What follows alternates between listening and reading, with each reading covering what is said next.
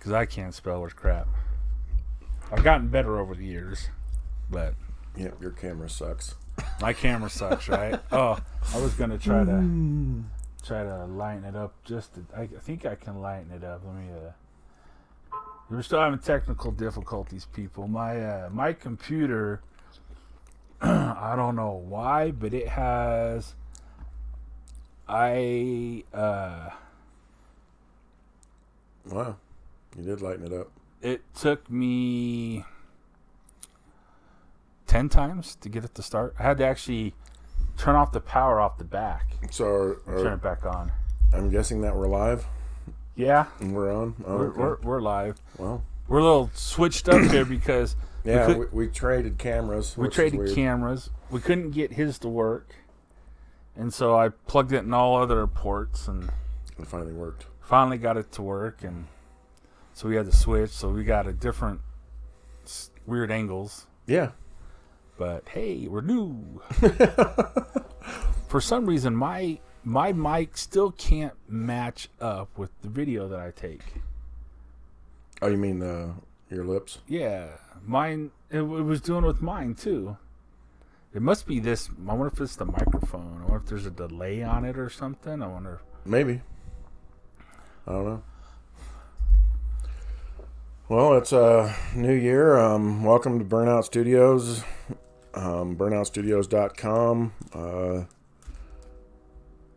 I would love to say that during the end of the year we got so much done, but that would be a lie. That's true. Well, you know what though? I know. No.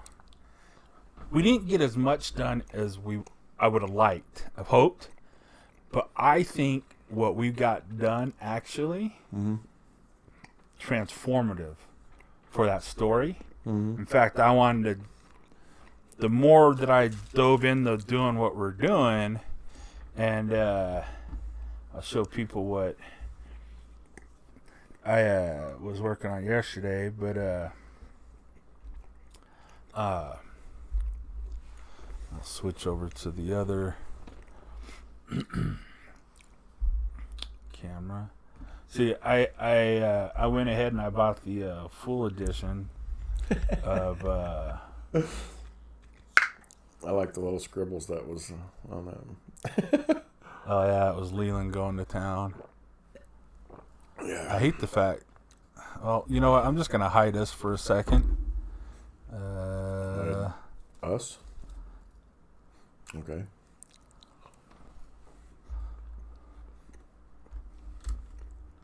Oh, wow. No. I actually bought a font pack over the holidays too. And so we actually can sell 150,000 copies of our book using these fonts. Okay. So, but if we obviously sell more, we'll have to buy it a second time or call them and figure out something to do. But yeah, we have a license for at least 150,000 commercial uses. So you decided to go with the What do you think? Oh, what do you think of the Liberty? of the Liberty out in the middle of the water there with the pyramid here like this, and then I was gonna do it all white like it is with instead of gold up here. I can't remember what. I think it was it an anime or was it something? But it was something with a tip like that on a pyramid, but it was all green and blues kind of, and it had these like green and blue things shooting up out of it, which kind of formed the hologram up there. Let's see. I made Liberty City 100 times bigger. You know, I figured it's more like LA, Right. you know, and so Yeah. I just I wanted to make it bigger. That's a double page spread. So what's really cool about buying the full thing is it's not. It doesn't show it, but over here, where my cursor's moving up there, it should have another bracket where it actually has all the pages because I can put in how many pages I'm doing, and it'll put them all over there, and so we'll be able to actually see the whole book laid out over there. Nice. And what that also does, it's already set up for printing too. It's already laid out. I still think those stuff I have to do layer wise to make sure that all the text is on one layer or for when it comes to printing. I'm not exactly sure. I'll have to get whoever prints it for us their rules and guidelines. But other than that, I tried putting some color over it, but it like started coming out really gross. But that's like the first one, and then I'm starting on the second page with so is that a 2-page spread also? Yeah, well, they're all 2-page spreads. Well, because of the way Word works, is I couldn't have it set up like I was trying to figure out some way, even in Word, to create a layout like this where I could have actually done all those thumbs that I sent you like this. I wanted to have it all laid out so I could see how much verbiage would put on the screen or put up, because I've had a problem before of drawing these cool pictures and then, oh crap, we got to put all this words over top of it. And then it's like, oh, how does that really fit? That doesn't really fit, blah, blah. So, that's what I was trying to do with the Word thing. I was trying to, work it all out. And so, where are the... So on this one, the words will go, there'll be a half of it here and the other half here. I see. Is what I figured I would do. That'll work. So the way I figured is sometimes we'll put all the words on one side and there'll just be an image on the other side. Right. Sometimes the image will flow down. You can put words or I even thought about putting a small, like maybe one face here, words underneath, words on top, and then another scene here. But the way that stupid Word worked, I couldn't do it. I could only put, every now and then I could figure out how to get words on one side of it, but not. So what program is this? This is Clip Studio Paint. Oh, okay. And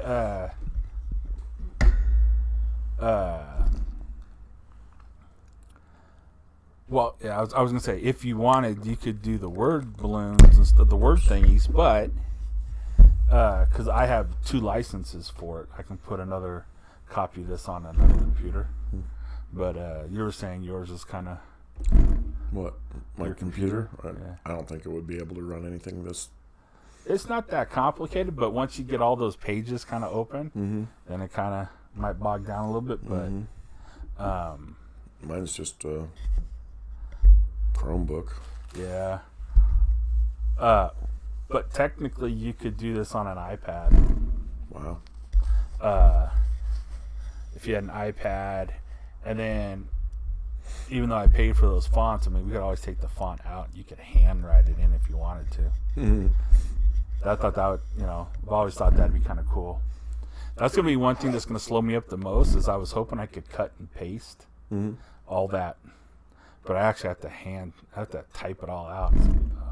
Gosh, you know me and typing, right? Well, I guess I could do that part. Well, that's why. But that's why I could give you the other license. You could install that on your computer and try it, see if it works. And then I could leave dialog boxes. Right. And you could put it all in.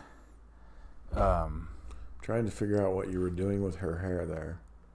Oh, it's just putting a bun in the back. Oh, okay. But I don't know what I'll do. I don't know if I'll leave it. I just thought a bun would be kind of a little uptight, But well, thanks to me, you have to redraw that guy in the next book. Oh, why is that? He's the lawyer that defends the. That's fine. That's fine. Oh, did you get my? So that's what I've been working on. So that's what I've been working on. Mm-hmm. Let's go ahead and let's switch back. So because of that, more things have been popping up into my head about Terrible. This. I know. I'm trying. I want to try to create more work for Marty. Yeah. But before that, just because I remember, did you see that text I sent? The idea about a story. It was from our last time we were talking. I sent it right at the end. It was because I was just getting. I was looking. Oh, at the jurors. Jurors. Yeah. You know, I've been watching Tim lately, and Tim Pool and some stuff, and he really talking about this. Me too. This psychosis that's happening. You know, these people that fundamentally believe the exact opposite. You know, and there's no way you're gonna change. And these people who actually believe this stuff on both. And I thought it'd be interesting to look at that trial from both sides of that spectrum. Of the one guy who totally thinks that's self-defense, you know, and the other person who really thinks, no, that was murder. You know, and their brains.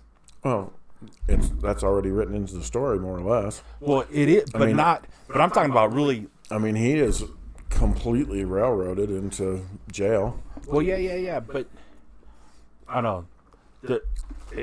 I think it needs to come from a point of view. It's like what I was going to talk about too, about the ending of this story. Mm-hmm. Did you catch Glenn Beck's interview with President Trump that he did? No. I just saw it last night, Mm-hmm. and it was fascinating. He taped it back in November. Mm-hmm. He finally aired it. Yeah. And I knew about it before it happened. did you? Mm-hmm. So he has this little segment in there where they're talking about green energy, you know, but nobody talks about green energy the way they were talking about it, the way Trump was talking about it, you know. Everybody just says, well, you just like in the story, well, you just can't run a city on green energy, you know.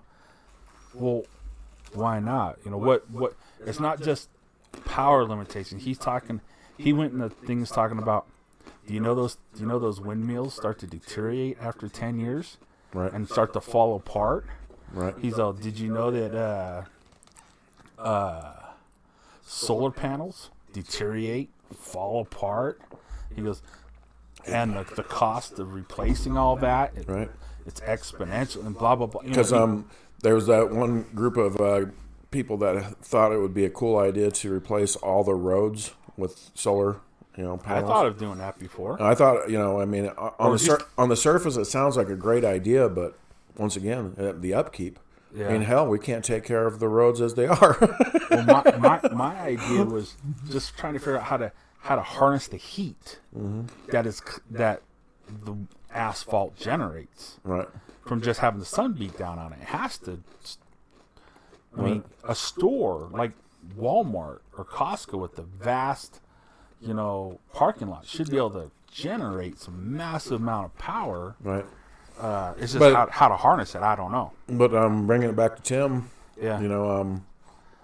He had Mike Rowe on the other day. Oh gosh, was that awesome or Yeah. what? But he was. They were. I wanted another 4 hours. They of were. that. They were basically talking about. How do you produce power? Well, unfortunately, everything that we have, it depends on boiling water and spinning a turbine. Right. So, yeah, I don't know how you would. The only way you can do use that heat is you have to create mini turbines. You'd have to create. Like a Walmart have to create its own power plant that it could draw the heat off of. Right. I don't know how you do that. I don't know if you lay conduit through it, like copper, that will be able to heat those pipes up, run them. Because on a computer, you use copper or heat pipes to draw the heat away from the power supply, and then up to fans and blow them out. Can you draw that heat back up to a thing, boil it, and create? I don't know if it's enough, but right. So because of that discussion, just like our discussion before about John, about would he throw his life away for what I thought was really nothing at the beginning of the story. Right. You know what I mean? And then we boil it down to taking it away. Mm-hmm. And spoilers, but at the end of the book, what revelation has happened that he can't just go back into society and just go back? You know what I mean? That's Brzezinski's choice. Right, but yeah, exactly. So my question is there's no reason he has to die. But you know what I mean? I mean, Except he's dealing with a couple psychopaths. well, that's different. I mean, that's a whole different story to tell. Right. If they're just psychopaths and this just gives them an opportunity to kill somebody. Yeah. But otherwise, you doubt that? Well, I never saw him as You never saw Brzezinski as that. as the But I Kool-Aid get- person. No, Oh, the drinking the Kool-Aid. yeah, drinking the Kool-Aid of I just had a visual Oh, yeah. of that big red guy smashing big through red a wall. Oh yeah! but I never saw him as the Kool-Aid kind of people that want all of that to happen. You know, he's not Greta Thunberg. At least I never saw him that way. We're talking about Brzezinski. Brzezinski, yes. You know? Brzezinski's a thinker. Right, but even a thinker, blah, blah, blah, blah, but not just, how dare you? Right. You know, he wants to find out about where the energy is actually coming. How dare you? Brzezinski's not, to me, is not, how dare you learn Right. our dirty little secret? You know, I mean, I never thought of him that way. And so at the end of it, it's like, yeah, there's the power plant. Yeah, it's cool. You know what? We got 5 more around the city Right. that are all producing. Yeah, go back, tell everybody. Gee, go do it. You know, and I thought it'd be great because I thought have him say that and then like do a little thing.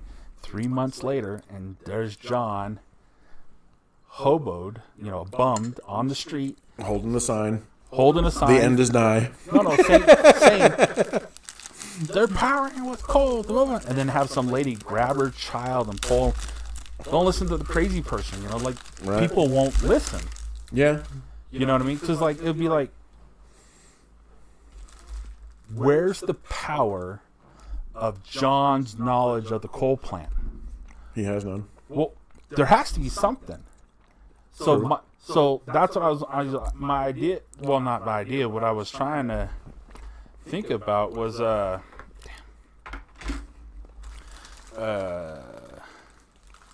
yeah. Will it matter if John was let go? Would anyone believe him or even care? Right. If so, why? Or would it be like that movie that's coming out or that came out on Netflix where the sky is falling and nobody gives a shit? Yeah, nobody gives a crap. Well, not only that, but it's like, oh, well, okay, it's all right if we have some. You know, as long as it means I get the, you know. But I think the dialogue between him, John, and Brzezinski at the end, to really buckle. I mean, this would be a stretch on you, not too much, but I mean, to really draw out that conversation, really get into the nitties. I thought about it. Of just like what Trump and Beck were talking about. The thing that I mean, I know what you're saying, and the thing that held me back from making that a 2-hour-long speech or whatever, or conversation, is I don't want it to sound like I'm preaching. No, that's why it's only preaching. I think if he just shoots him. No, seriously. To me, it's like what some people have said. The only way to be able to have a conversation with somebody is you have to be able to argue their side just as passionately as your side. You know what I mean? Being able to know where they're coming from and why they so desperately feel the way they do. they really got the psychosis of the herd mentality of the green energy. Right. Really going to why coal plants. I mean, why? Just. And then at the end, my idea was I don't know where the power lies that John has. Is it because he says something so simple as people are starting to notice, aren't they? Or something like that. Because our whole thing was can't question why. Right. So why do they have to lock down a single voice on something that most likely 99.9% of the whole population isn't going to believe in? Right. Are you afraid that if I turn just one person, it'll start? You know what I mean? It's possible. Yep. Or are they afraid of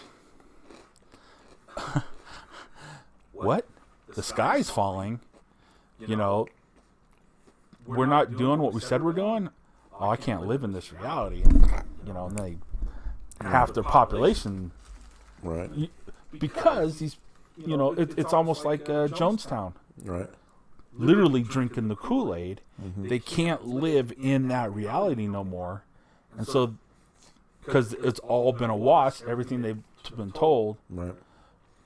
So the idea, though, is that's just one tiny bit of it, the green energy part. So, or weaving that story between him and Brzezinski at the end of talking about infrastructure. Why? Because we just can't. It's easier to fix than to fix those. Right. Who's making the windmills anymore? Right. They're starting to fall apart.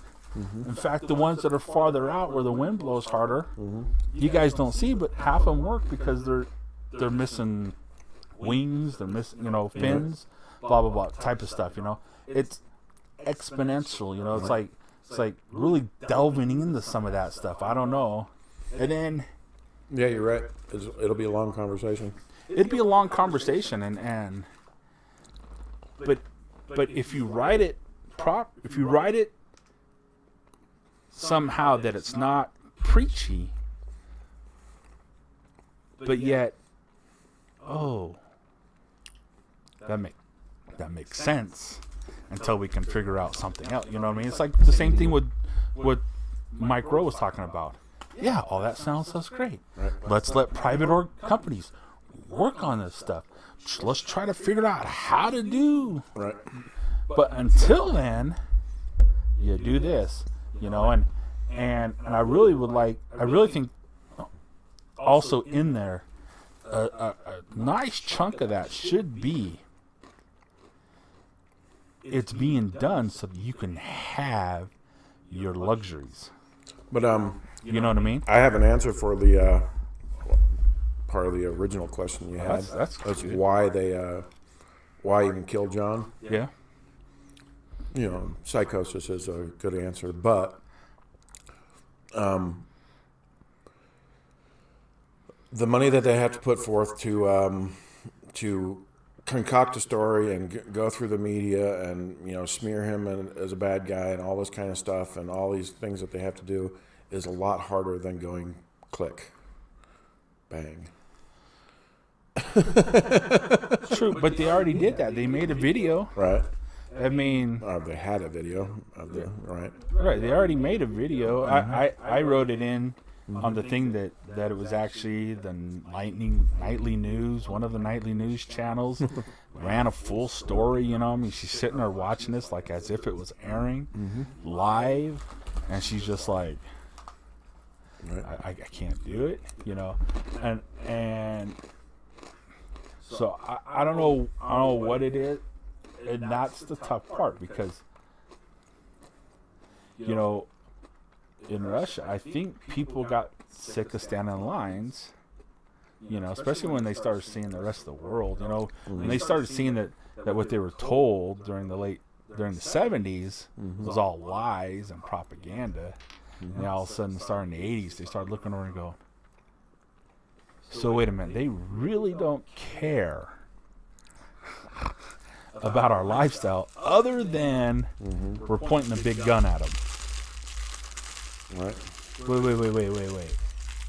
So they're just over there having fun, doing this, doing that, listening to great music, type stuff, and that broke. It's and I think one of the fascinating things about, even at the beginning of this thing, this giant damn sign here. Mm-hmm. That's a giant hologram. Right. And you see how far away it is from the water. Mm-hmm. And the amount of energy just something like that would take to produce. It would be massive. And then you have LA. LA has what right now 2 football teams, 2 basketball teams, but the basketball teams share a stadium. Mm-hmm. The footballs used to share, but now they have their own 2. They both have a stadium. Right. You have another 2 college stadiums, I think, I think so. Right. You have a baseball stadium. I think do they play in the same stadium? Which The one? Angels and the Dodgers. I'm not sure. Good question. I don't know. I've only seen one baseball game live in my life, and it was an Oakland A's game, though. Really? Uh-huh. These are. And then you just talk about clubs all over the place, and Mm-hmm. and clubs with lasers, hologram. It takes a lot of freaking energy. Mm-hmm. You just look at something like Blade Runner and Mm-hmm. wonder how you power those cities. But what's funny is, you keep on, you're talking about all this stuff, and it's just throwing ideas in my head. I realized out of all the stuff I have written down, Oh, that's your phone. I don't have anything. I thought that was something shutting off. I don't have anything sports related on any of my stories. I'm like, hey, I should do something sports related. Maybe, I don't know. Is there sports anymore? Well, what it should be is Co-ed. Everything's co-ed. everything's co-ed. Yeah. So no longer play tackle football. It's flag. No. I think the story should show the 6'5" behemoths smashing into these women and tearing them in half. Nah, that that wouldn't have happened. I mean, it would have happened at one point if they tried it, but it would be all just. It'd be Marvel Comics. Right. I mean, I don't think you're up on all the writers and editors and stuff at Marvel now and things like that, are you? Marvel Comics, it's all diversity hire Yeah, stuff, I'm sure. and so it'd just be the same way. It's all just out. The whole teams be all. It's all the people that grew up wanting to be in sports, but physically couldn't be, but now can be. I mean, can you imagine? I couldn't even imagine the rules.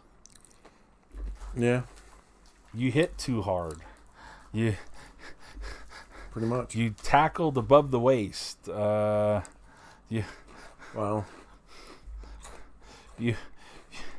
Your tackle was discriminatory or something. Yeah, I mean, these are making fun of, but I mean, that's not. Oh yeah. Unfortunately, the story's already been done, but I would think it would be something similar to. I can't remember what the name of the story was, but there was this one. It was just a short story, but I think it was like an Orwellian type thing where all the people that were physically gifted, they would basically put weights on them to where they'd have to slow themselves self down. And then I mean the end of the story is kind of a happy one where they finally shed themselves of their of these weights and stuff that they have put on them, and now they're like superhuman. Oh yeah, 'cause, built up. Mm-hmm. They become all Rock Lee. Mm-hmm. So yeah. Oh, I love that character. He was hilarious. So it's kind of like that. What was that movie that? It was a book first, but where the guy from Earth gets put on a planet where John Carter. John Carter, yeah. From Mars. From Mars, yeah. Yeah. So. Yeah, I don't know how to do that one. I don't know where the story is there because just because by the time we've gotten to where we're at in this society, I don't know if there'd be that type of stuff anymore. Right. Yeah. You'd want to get rid of all that physical dominance. Yeah. I mean, that's already kind of written into the story, so yeah. Down with the patriarchy.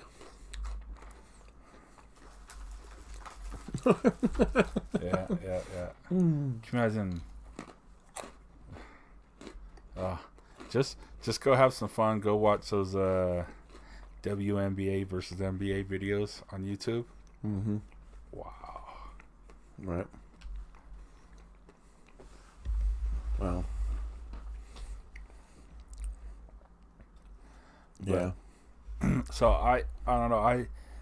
I think for the books to be as powerful as they can, the conversation at the end, to really bring home why it's so important that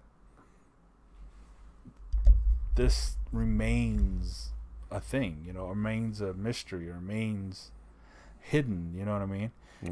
Because, like I said, I could see them just say, sure, whatever, go home, tell everybody and see what happens, and most people would be like, you're well, what are you on? What you've lost your mind, you're crazy, you're Looney Tunes, Yep. So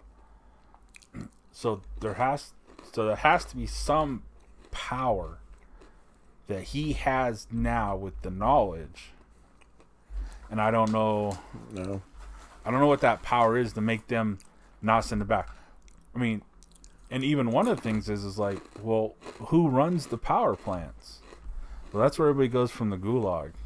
When they disappear and go to the gulag, that they go and they never come back because they're working or they could be working at the power plant. And they're shoveling coal. Right. Because who does that job and then goes back into regular society and doesn't tell anybody what they're doing? Nobody. Actually, that's a good idea. The idea you just had. What if John discovered not only that there's these coal plants under there, but they're actually being run by prisoners? Well, I mean, yeah, that'd become a. Who are these workers? Where do they come from? And blah blah blah blah. And well, maybe there's some person that disappeared. Oh yeah. And now Lautrec. Now he not Lautrec. Was it? What was? I'm trying to think of the French Revolution. Lamont. I think it's Lamont. I think he was a general or something that was. And when he died, that was the thing that sparked the French Revolution. I think that's what it was. Something like that. But yeah. What I'm saying is he sees some of these people that are missing. Mm-hmm. And well, not just missing, but it's like even in 1984, mm-hmm. people go off to war that and never come back. Correct. Right. So what they do, get on 2 trains, half of them go to war, half of them go to the plants, and are stuck there. Right. Dissidents go off to the gulag, never come back. They, but most people don't care if you go to the gulag, right? Only some family members, they kind of care. But even still, some of them, how many of them will turn their back? Let's like right now. These people are complaining their kids go off to college, they come back, and they don't even know who their kid is anymore. Right. Their kids, these are the type of kids that'll be like, no, the planet is more important than my parents. You can take them to the gulag, you know. Right. And even and not from families that were horrible, but from good families, you know, from that grew up in good relationships. The people that we need to ask, the experts on this, is we need to ask China. They disappear people all the time. They disappear people all the time. And we saw people risk their lives during the Olympics and find reporters on the street. There's people on the street holding up arrest warrants for loved ones that have their picture on it saying, where are they? Asking and pleading for the West to help them find their loved ones. And which we never will. no, I mean, come on, look, they're what they're openly doing now, and the NBA loves them, you know, Hollywood loves them. Right. You know, everybody said that Marvel was whitewashing Doctor Strange. Right. You know about that, right? Right. The reason why they had to change the ancient one to the Irish lady, because they couldn't give Tibet any props. Right. But over here, all they saw was a white lady playing an Asian character, and oh my gosh, that's the psychosis. That's the crazy. Right. That at the end of this book, you have to somehow get through of what's happening. You know what I mean? Right. And your love for, you know, can't outweigh the love for that. You know, you shouldn't. It shouldn't. But what I want to do is I definitely want to start that conversation and, you know, have them talking about stuff and going through those things. But at the same time, part of me also, because it's the way that I like to write, is I want it to be where the readers can talk about it afterwards. Mm-hmm. You know, where people will have those questions of like, why didn't he do this, and why didn't he do this, and why'd they have to kill him, and what, you know, those type of things, and let the readers, you know, answer those questions as well. Right. I want the reader to... I don't want it to spoon feed everything to them. No. We don't, not spoon, but there needs to be, I don't know what it is. The meat of it has to be somewhere in there that either a rational adult can sit down with themselves and have a rational Schmeagol and Precious? no, well, you remember in the Two Towers, they start doing the thing where they split. He splits his personality. Right. And they start having their conversations, you know. It's like, well, yeah, but we got to do this. Well, what about this? Well, no, what about, you know? Mm-hmm. And a rational person does that. Mm-hmm. They will weigh the pros and cons of things and talk about things, you know. That, and the other thing is that we want teenagers to be able to take that to their parents and ask questions. You know what I mean? And have conversations with their parents about these things, and hopefully, you know, they will have a rational discussion about it too, instead of, no, put that book down, it's stupid, or you know what I mean, or, you know, if it's that side. I mean, we're going to get, you know, a good majority of that. Well, you know what I mean, though. Right. I mean, but if there's truth in it, then even a teenager will look at it and go, but that still doesn't make sense, Mom. I don't know why, you know, and blah blah blah, and really ask those questions, you know. Right. And even then, somebody might have to say things like, "Well, yes, but that's not what we want to believe." You know. Right. But, you know, it still makes them ask the questions. You know, and that's our whole thing. If the whole book is about asking the question why, we want that to be allowed Right. to ask the question, even on both sides. Even well, how come it can't be all green energy, Dad? Right. Well, why not? Well, just can't. Well, why not? It's like Right. it's like, well, maybe it can if we have enough engineers and scientists to figure it out. Right. But as of right now, the way we're looking at it, we can't. We got to figure out something. So, Yeah. and the idea of just turning everything off right now is deadly. Well, it's funny because, unfortunately, I still think the answer is nuclear, but, It could be. I mean, it could be. but nobody wants to go down that hole for some reason. Well, Because it kills people. it kills people. Well, they had 2 major Right. accidents, but part of those major accidents is stuff that people don't want to talk about, which is, it's, you know what? You'd never want to build a nuclear facility in a Gavin Newsom run state. Yeah. Let me just put that. Why? Because the funds that would be put into place for the maintenance and upkeep of the facility, he will divert.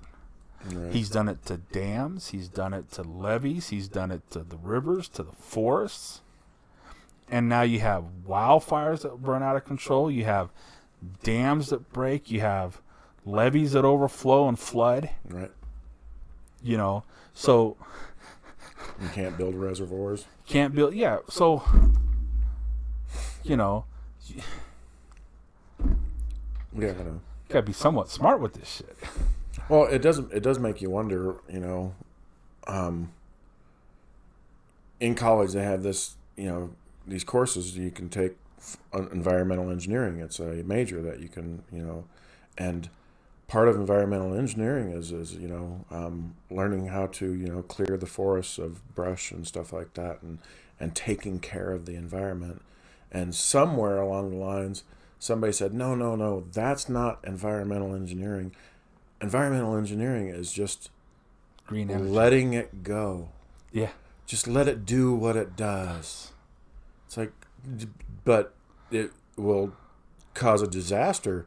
No, nature knows. Nature knows. Well, nature does. The only problem though is we built in the nature, and so when nature knows and it's time to burn all the brush, Right. unfortunately, there goes your homes. Yeah. Yeah.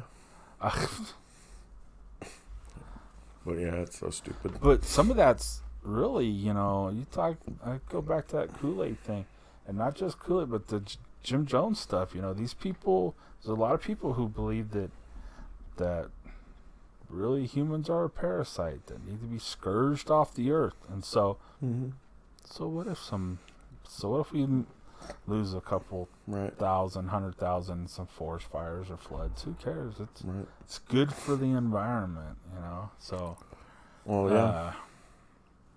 we have devalued human life.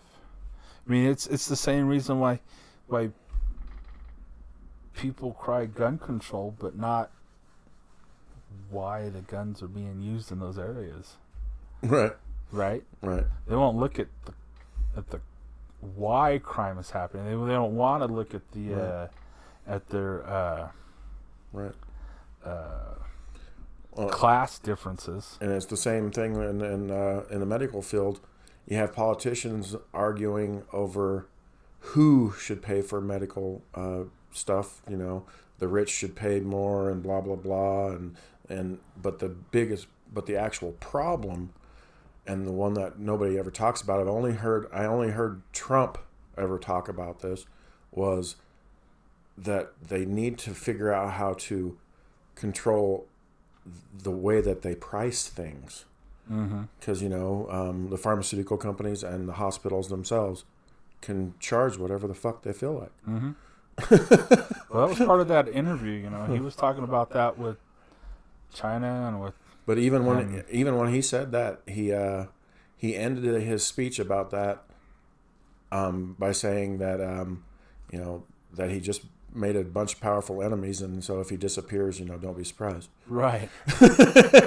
Right. And that's the president talking. Well, they took his voice away from him. Yeah. On social media, so why couldn't somebody just do that? I mean, in that interview with Beck, you look at that and you're like,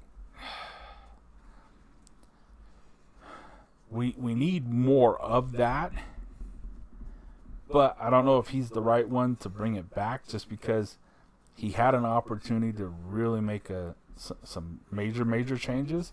And even though he did quite a few, there was some that he just should have done, they didn't, that were very short-sighted. And I don't know if maybe he fixed that problem this time around, but I don't know.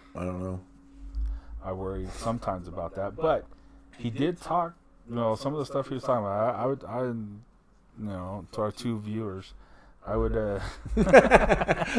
Hi, Nick. Hey, what's up, Mark? I would say go find that interview. It was very, very good. And the sad thing about that interview,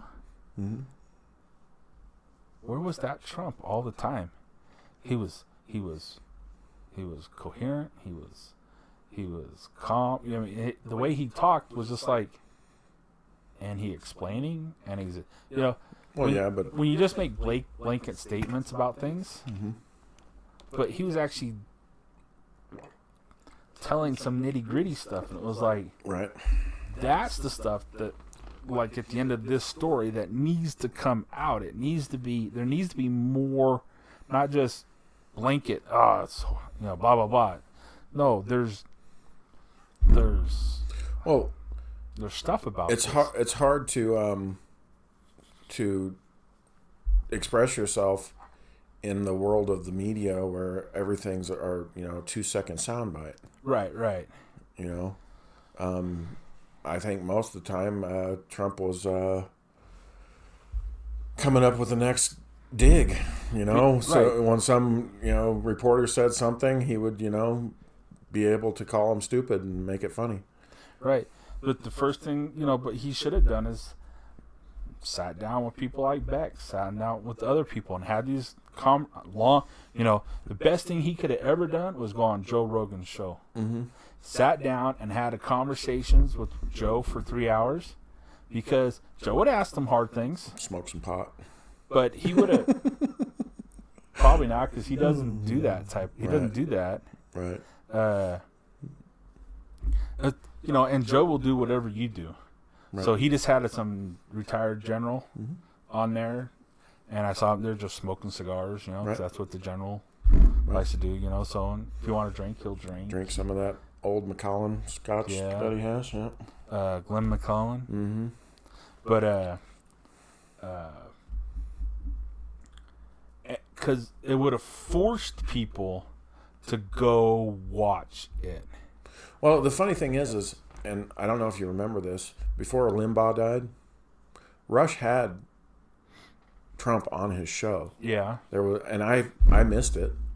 I don't know if you can find it somewhere to listen to, but I always wondered what the hell was said on that, or if it was just like a giant campaign, thing. I don't think so, because he doesn't ever seem... I've seen other politicians, like on Tim's show, and you can tell they're always in campaign mode. Right. But just like the other day, he had that Marjorie Taylor Greene, and she was never in campaign mode. No, she seemed normal. Yeah. And in fact... And what was really fun was the way she talked, she sounded like a normal human being, meaning that she swore once in a while. Yeah. Yeah. And it's the same thing that I have a lot of times on that show, listening to Luke Rukowski, because as soon as he starts talking, everything is rhetoric. Everything that comes out of his mouth is rhetoric. The rhetoric, words and phrase timed, and it just gets so damn boring and annoying to listen to him. So shut up and go. Right. Just stop talking. There's a guest there. Let the guest talk. In fact, they had the guy from Rumble on the other night, Yep. and I think Tim had to just kind of, after about 40 minutes, he's like, oh crap, that guy hasn't talked for 30 minutes.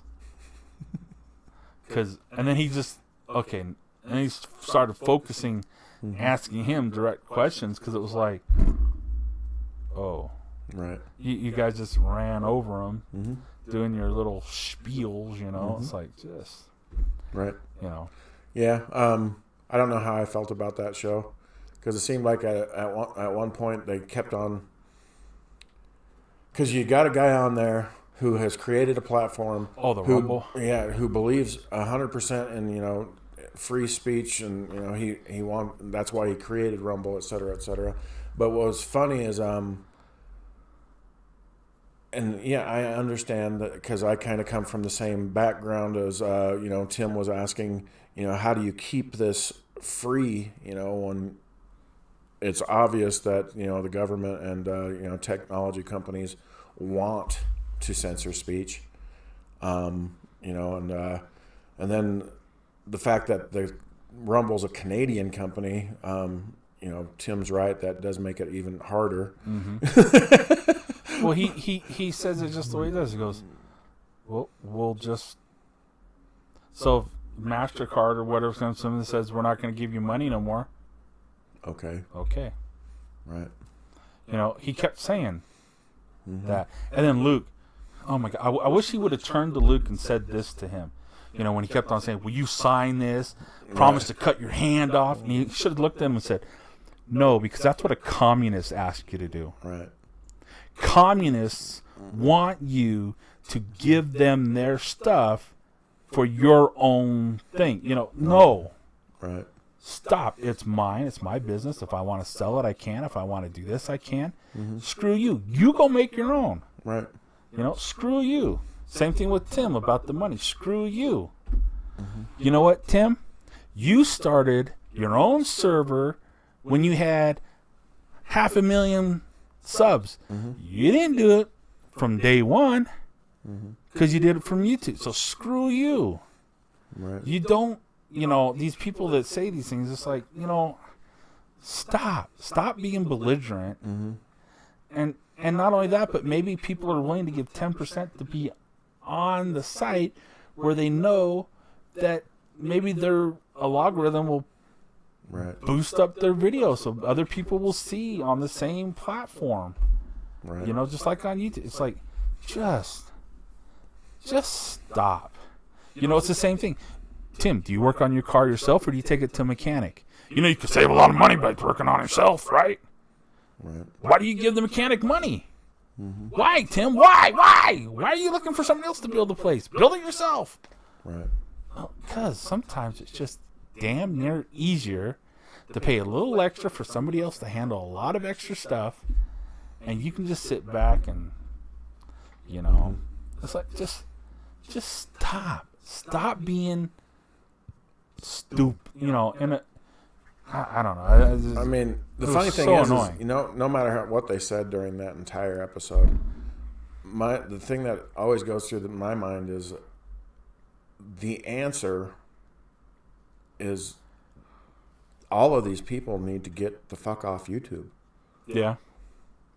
You know, I mean, if they don't go to another platform, you know, it's stupid, because you're giving YouTube the power.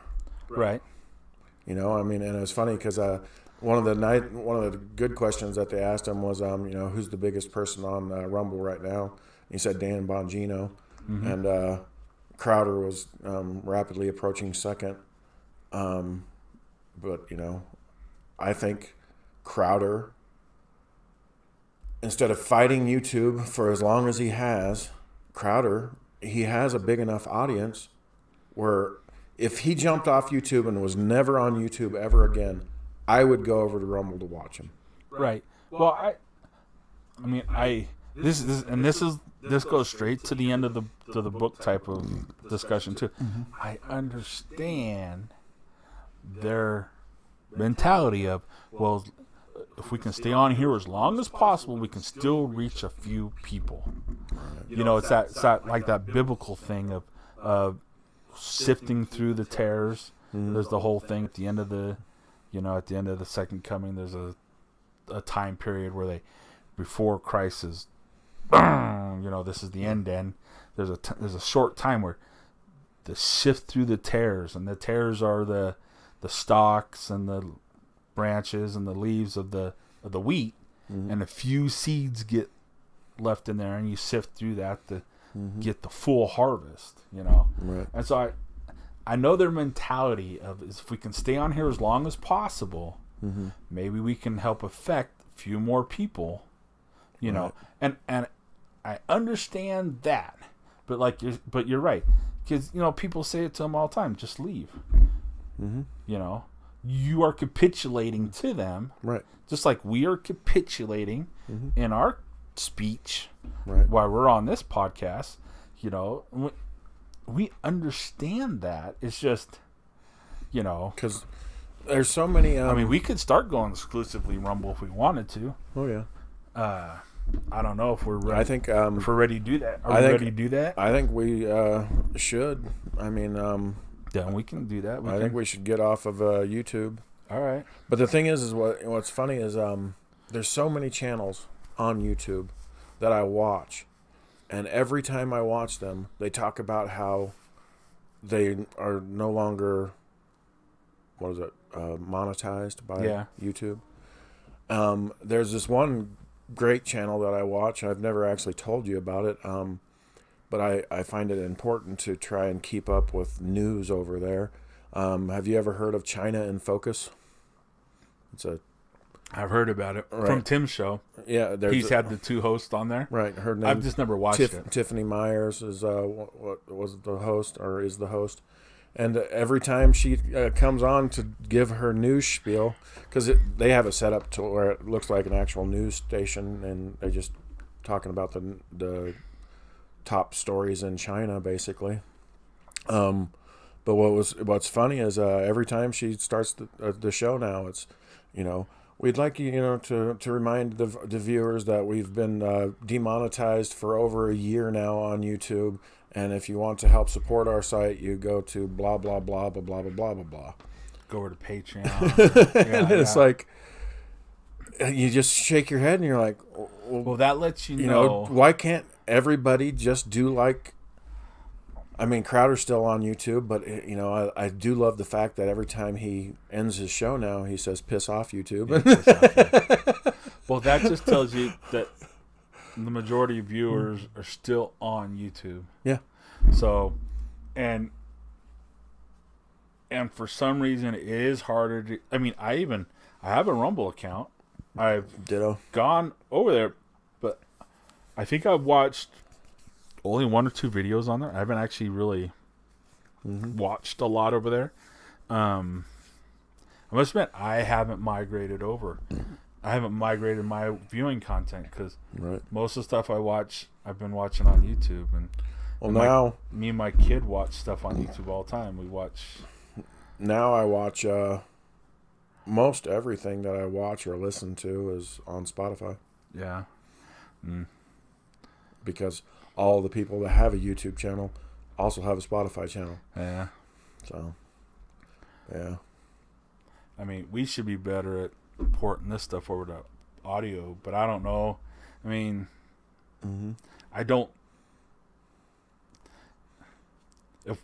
If we're having a hard enough time on YouTube finding an audience, I don't know how people are going to find us on a podcast. You know what I mean? Right. I mean, yeah. I mean, unfortunately, our numbers have got to have us buried so far down, on the list. Like I go to Twitch sometimes. We haven't even reached 100 yet. No, we're like 60 something.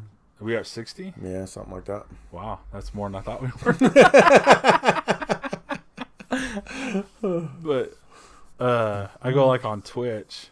And I'll go to the art section, and you just start scrolling and scroll, and you see that Pareto distribution that Jordan Peter talks about all the time, where the top 1% get 90% of the attention. Right. So even, they want all this distribution and stuff, but it's just like the same thing with it's like music artists.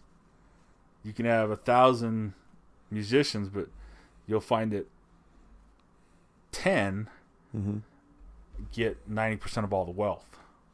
Right. And then all the rest, it scales down, and then there's just a whole bunch down at the end. They're just looking for the scraps. Right. And so I look on there, and it's like this guy has guy had a couple thousand the other day. I was like, wow, that's crazy. But then there's like 200, 300, 100, 50, 50, 60, and then it's just 10, 15, 5, 1, 0, all the way down. It's like, to get so far down, they even find you with your 1 or 2 viewers. It's like somebody's really got to be passionate about finding something new to watch.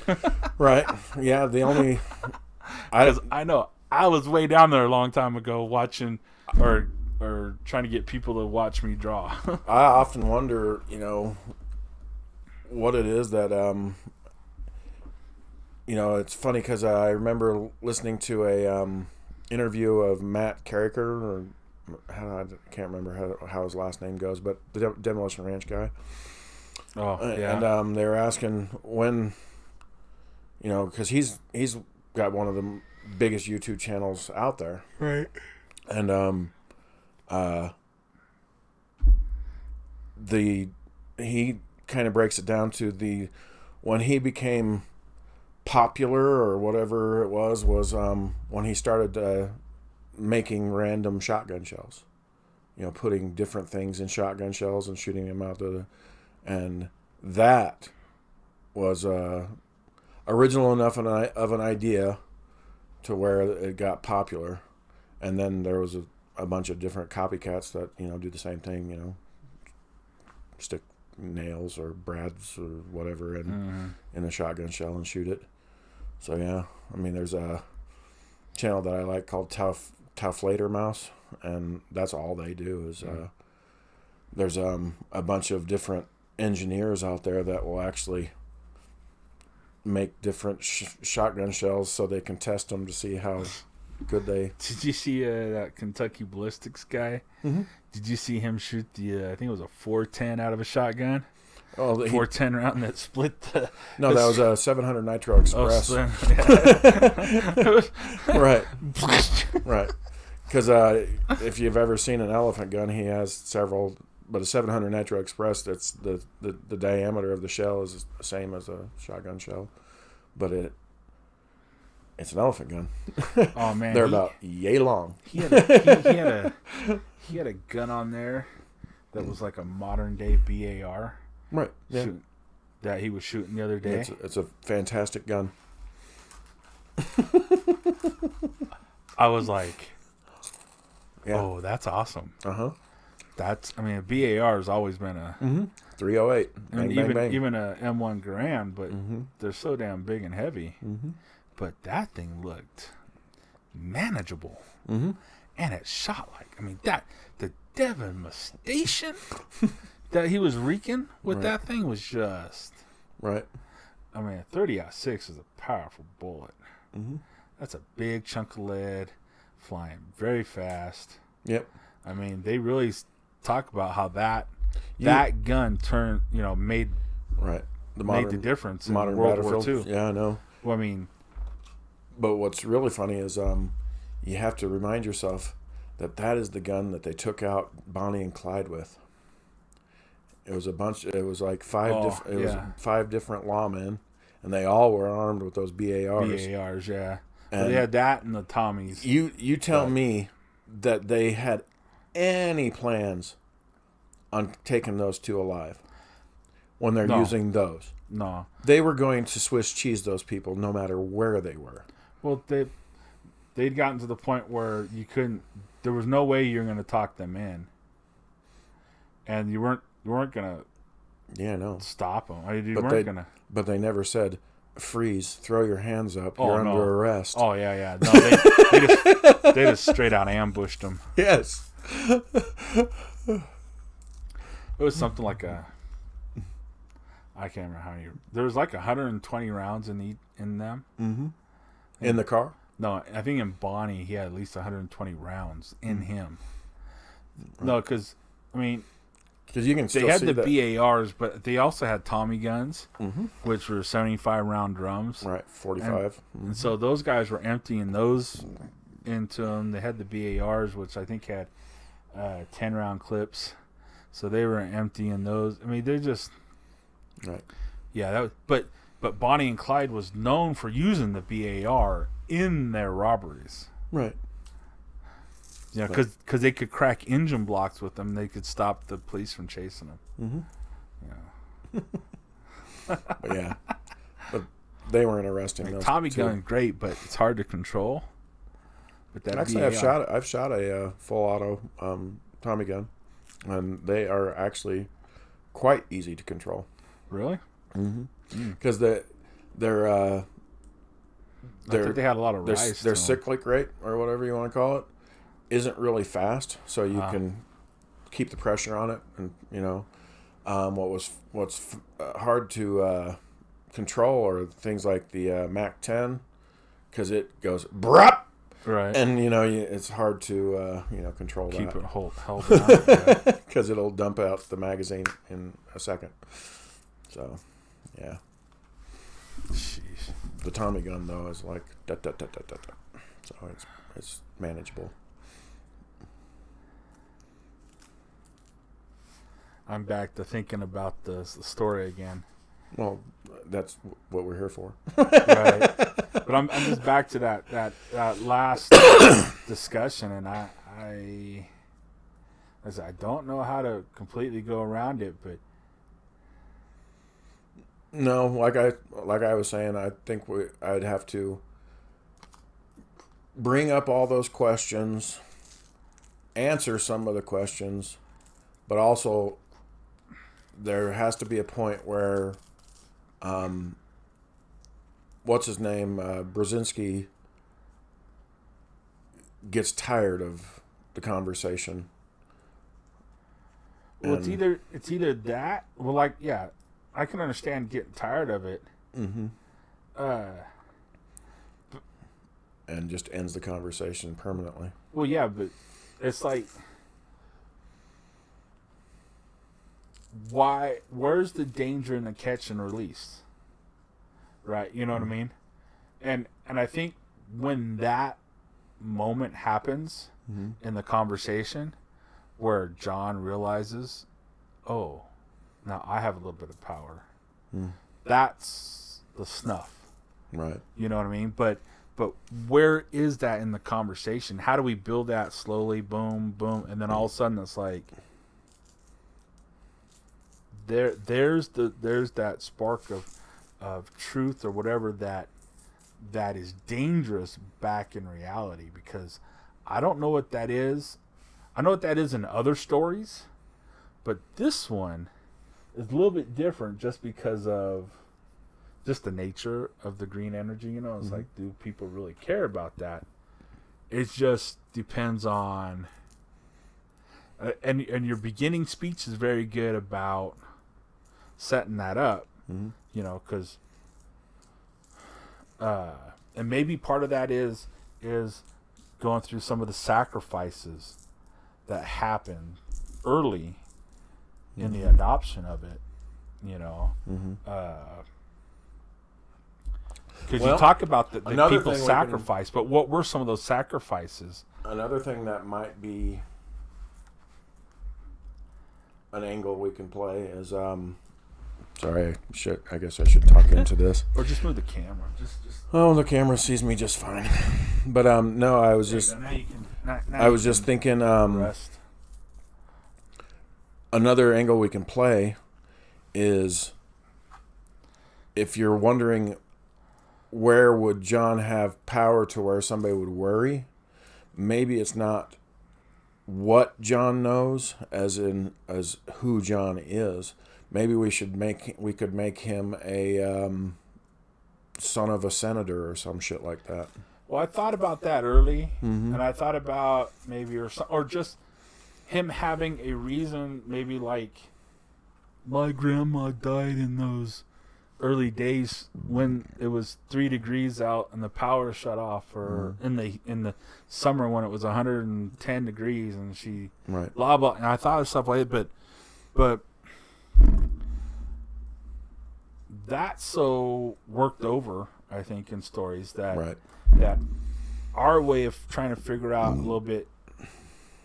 I want, it was like a challenge. Let me do something real quick. It's driving me nuts. What's driving you On the nuts? drawing, You mean the drawing that nobody can see but you? yeah. Well, yeah, but I figured we weren't talking about it, so let's see. Where is it? Is this it? Nope. Is this it? Yep, that's it. Weirdo. Anyway. Just a little tangent there.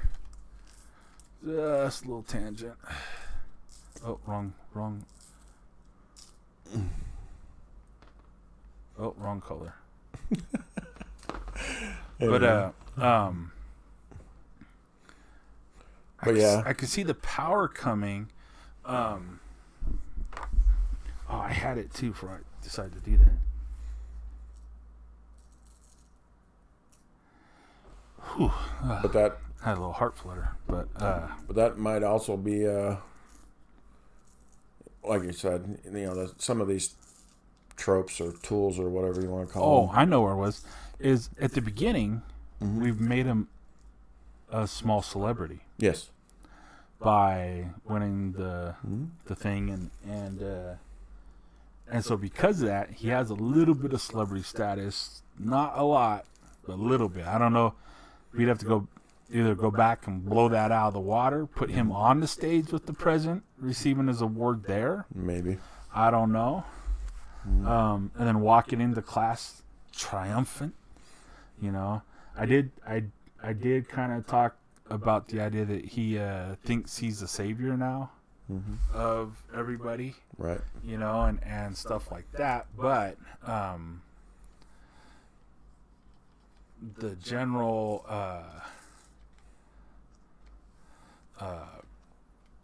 so that could be something that's actually playable, but that would have to slight rework. Or we just gonna go from the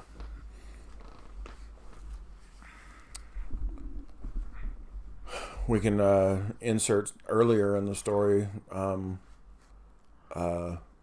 what's his name, Brzezinski, giving him an ultimatum of go back to your life as normal, and because he kind of already does that, but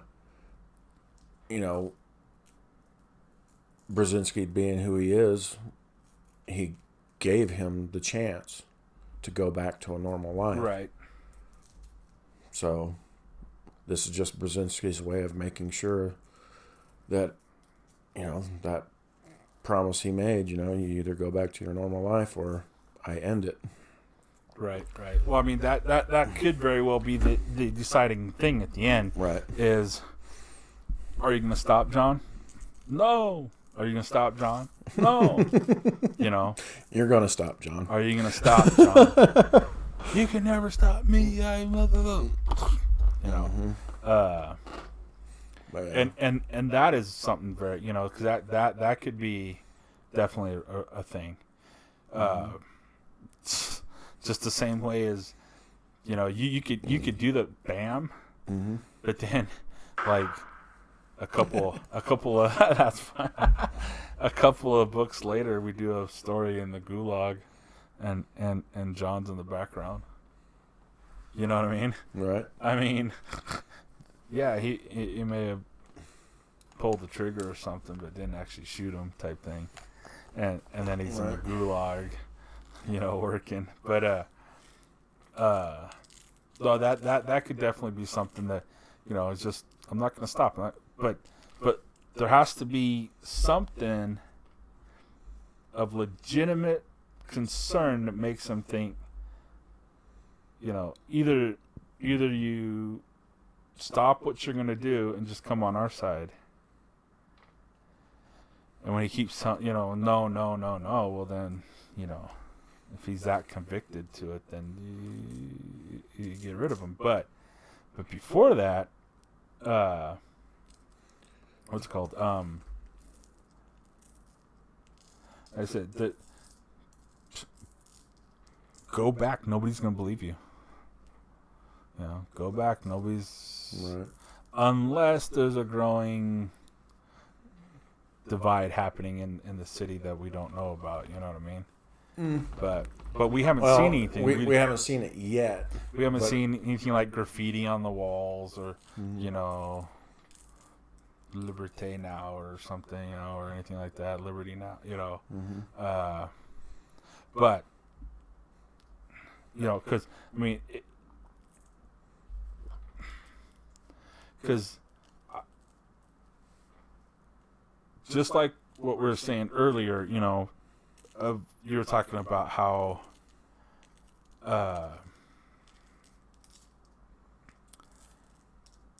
how to come across so that it's not just me preaching. Yeah. So how does it's got to end in a way that it's not just we think those people are just crazy and this is just what they want to do to everybody. Right. You know what I mean? Right. Shut up, listen, or I shoot you. Right. Well, which is what a lot of them want to do. Like I said, what I really, really want is I want people to finish the book asking themselves questions, that's what I really want more than anything is every time somebody finishes one of these stories, I want them to start talking about all of this,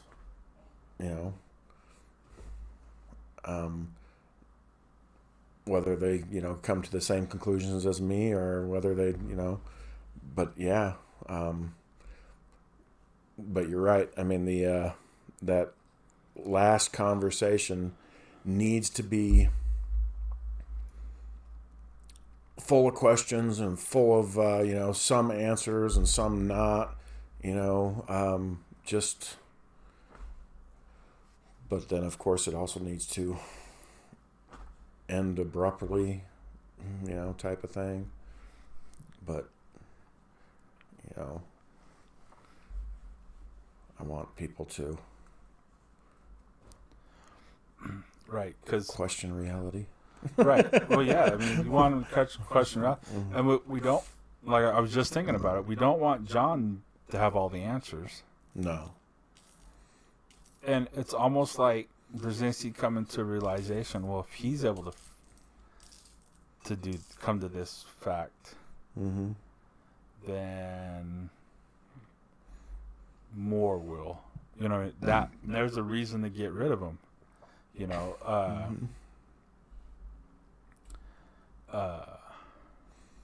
Because somebody just having all the answers is boring, But if he's willing to be like this, then maybe others are too, or and I don't know. Questions, some answers, some misdirections, some lies. Yep. Maybe even lies on both sides, which would be quite interesting. Come on, John. You're happy with the luxuries you live in. No, I'm not. I want the truth. Bullshit. Come on. You know what I mean? You really want... You really didn't enjoy school with Beth, going to the theater, going to music, eating burgers every day after school. Yeah, eating veggie burgers. Right. You didn't enjoy all that stuff. Come on, John. Come on. Yeah. So, I that would be kind of interesting, because that's where we're at. That's the problem, right? Because both sides see things so diametrical opposed. Why? Because they get so dogmatic about things, right? And because people are so dogmatic on one side, then you're able to justify what you do on the other side because you know they've gone too far with it. You know, they're not rationally thinking. Mm-hmm. So it's the same thing. You know, it's like, you know, those guys that park their big trucks in front of the Tesla stations. Funny, but what are you solving, and why can't they have an electric car? Right. You know what I mean? What's fundamentally wrong with an electric car? Nothing. What is fundamentally wrong about an electric car would be if somebody like Toyota had a commercial where they showed in a cartoon every house the same but slightly a different color, one slightly larger, one slightly smaller, with a 4-door Prius pulling up in the one that's slightly bigger because there's a parent and 2 kids, and a smaller Prius pulling up into the smaller house because it's only a parents and 1 kid, and everybody having the same Prius and the same house. You know, that is programming. That is the American dream. You know, right. You know, that is the Kool-Aid, right? That is, you know, that's what they ran those commercials about 10 years ago. I remember watching those, just going, wow, that's, you know, it's socialism at its best. Well, yeah. What's funny is I was actually talking to somebody at work the other day about this whole thing. We were actually talking about HOAs, and it's like, that is, to me, it's like self-imposed socialism. It's like, well, yeah, it is, but you know what it actually is? It's all, that's just classism. That's what they were talking last night on Tim's show. If you're watching that young lady was passionately talking about most all these social problems are coming down to it's class, right? It's poverty strict versus the rich, you know. And those HOAs, that's just rich people wanting to make sure their places are nice. right. That's all it is. And so you're willing to go into those areas. And it's so stupid. Because I lived in a place where we had to have that HOA, and holy shit. Right. What's so stupid is they give them so much power that if you pay off your house, you know, your mortgage on time all the time, but you don't pay your HOA fees, they can still foreclose on your house, take your house. It's like, Jesus Christ. You sign up for it. That's the thing, though. But that's that, I know, but like I said, it's self-inflicted. Right, it's self-inflicted. But that's capitalism. You know, you signed up for it. You know, it's like I don't know. If you're willing to go do it, then But yeah, hey, then that's your choice. yeah. Not that it's not kind of crazy, but HOAs are you so also stupid. enjoy a quote unquote safer community. You enjoy a community where the houses are well groomed. Well, that's just it. There's not cars parked in the lawn. That's just it. Some of their rules were so stupid. I mean, to me, one of the things, because at one point I lived in Mapleton, which all the houses are different there. There's no HOAs there. And they're all built at different Oh, there are now times. probably in those newer communities. Probably. But, There's a lot of construction going on down there. yeah, I know. But, when you'd see some like little small 1-bedroom house next to this big, huge, grand monstrosity of a house, I loved it. Everybody had a big yard and all this kind of stuff. But, everybody's always got this idea in the back of their head that there's some crazy person that's going to live next door to them that, makes, sculptures out of, dog shit or something, and it's going to be on their front lawn. And it's like, no, most people, are pretty much normal. And even though they like to decorate their house with, a billion light bulbs, during Christmas time, which, a lot of HOAs, they have specific rules about how you can decorate during Christmas. And it's like, or whether you have to. And well, like, and one of the things that pissed me off is, like my sister, she was able to, when she built her backyard fence, she used the modern plastic ones, the ones that last forever. Because wood, you only get maybe 5 years out of it, and then it starts falling apart. And should get longer than 5, but yeah, yeah. But maybe 20. The HOA that I belonged to, we had to buy a specific type of wood, painted a specific type of color, and it's like, well, just remember what they're trying to stop. They're trying to stop, rednecks from parking cars on their lawn. They're trying to stop Greek people from putting fountains and pillars in I think in the front. Fountain would be pretty. They're trying to stop, it's just, it's isms at its finest. I mean, if some person from Tibet moved in and had an elephant on their front yard, I don't think it would be that big of a deal. That's funny. I love it. I mean, we live on a planet where, we always talk about equality, but no, they don't want equality. They want equal. They want control. Right. They don't even want equal. If they wanted equal, then like that young lady last night was talking about, I don't know how young she was, but she's younger than me. But just like with the gun control, you wouldn't talk about the gun. You can talk about what's contributing to the behavior or why the gun's being used. Right. You would address the poverty, right, and not the gun. Right.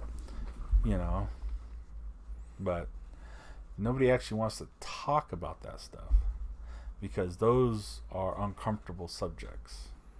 Plus, we got a whole generation of new rich people, and they're all virtue signaling, but by golly, they're still having their rich communities. Look what they did to San Francisco. They kicked all the poor out. They got rid of what's it called when you fix renting prices? What they call that? What's that? I don't know. I don't know. But like they've frozen the renting on certain places. Right. And so you're still renting rent controlled, I think is what rent control, yeah. So they got rid of rent control. So they could kick out poor people and quadruple the price of the places. And all those people who work down in Silicon Valley were like, yay! All those liberals. Look what you did. That was you. So that you could have access to your restaurants, to your little pubs, to your, gourmet donuts and blah blah blah, your hipsters place, Right. But heaven forbid you can't have those poor people around. Well, but the good news is all those poor people just went and parked their, tent down on the sidewalk in front of their house and shit in the gutter. Yeah, that's true. That did make it ugly. It's like, okay, welcome to San Francisco, the world's largest homeless camp. Oh, I know. That's just. So yeah. But that's another thing. I mean, it's funny because everything we talk about, it just goes through my head about, well, I need to make a story about this. Because, like, in the story, this first one, John does go through, he walks, to that power plant. Right. And, spends time amongst the homeless. So, I need to do a story somewhere in there about homeless people. Don't know what the subject's going to be. Oh, for Shadow Time, for this? Yeah. What the, yeah. But I don't know there's no lack of stories. That's for sure. I don't know about the homeless thing unless there's like a faction within it that they're kind of like from the John Wick thing where There is. where the underground homeless people are running, doing some stuff. Well, because one of the stories that I want to do, and I've talked to you about it already, was in California. Right now, if you're a criminal and you go in and shoplift somewhere, as long as you don't go over $900, there's no crime. Right. Well, did you see the thing in New York too? The DA in New York just said if you go in and commit a crime with an instrument that might be dangerous, but don't intend any physical harm, you won't get prosecuted.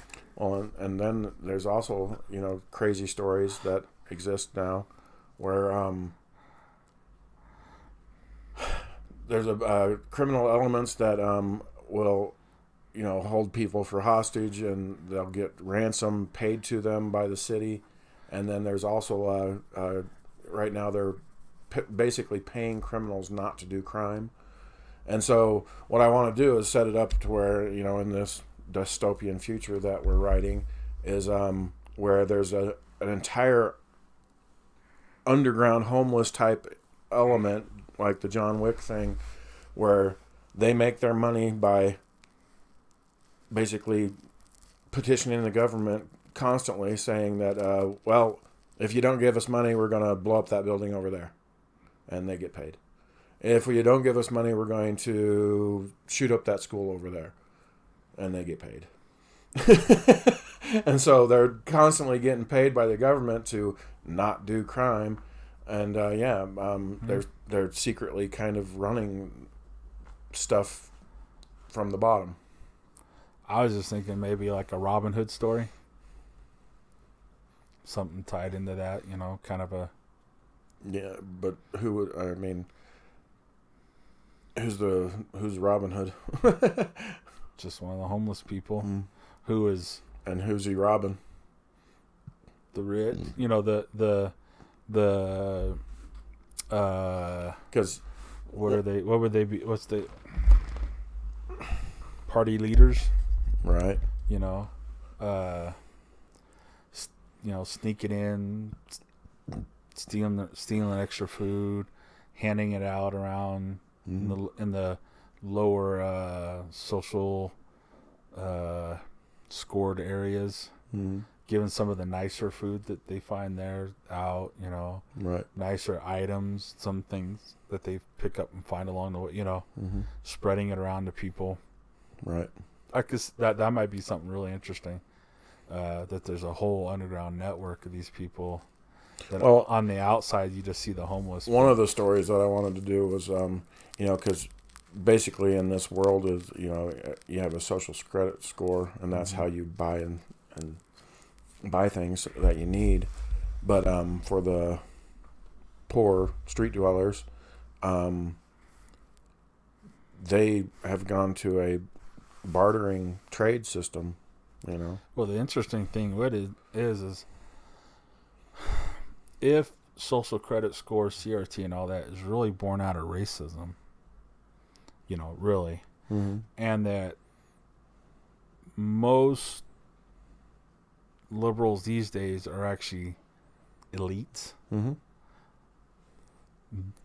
I would imagine for the justice of everybody, we cannot have poor people on our streets. And there will not be a visible poor on the streets for their safety, just because we love, we want to protect everybody. But it's really so that the rich don't have to see them. Right. That the power. So I almost wonder if there would actually be that poor element on the street. Yes, but in certain parts of town. Like you were saying that there is a racial component to it where you would go to Little China, Little Mexico, whatever you want to call those parts of town, and you would see that there. Because the rich elites will never go to that part of town anyway. Well, yeah, well, I would imagine it's kind of like, Hunger Games to an extent, but there was that show that Justin Timberlake did about time, where time ticked down. Yeah, where they created immortality. Right. If you could afford the time. Right. And when you ran out of time, you died. Mm-hmm. In that, the city was blocked. Right. Right. So there was an intersection or wherever that was the rich of the rich, Mm-hmm. and then there was a wall section, and then there was walled out, and then kept going farther and farther out to the poor. Mm-hmm. That's where they started. And I could see Liberty being close to like something like that. Mm-hmm. And so maybe there is more of a poorer element that far out. Right. Yeah. But, being able to work their way into the city might be kind of interesting. It might be, that could be a fun, that'd almost be more of a, almost like a superhero-y type of book. Because I could see poor people going, and then in order to go to steal from the rich, they'd have to change their clothes. Right. Is whatever, and to however they've been able to figure out how to navigate through everything, and then they come out and they're right. Well, that was just that's one of the things that's mentioned in that movie Demolition Man. Yeah.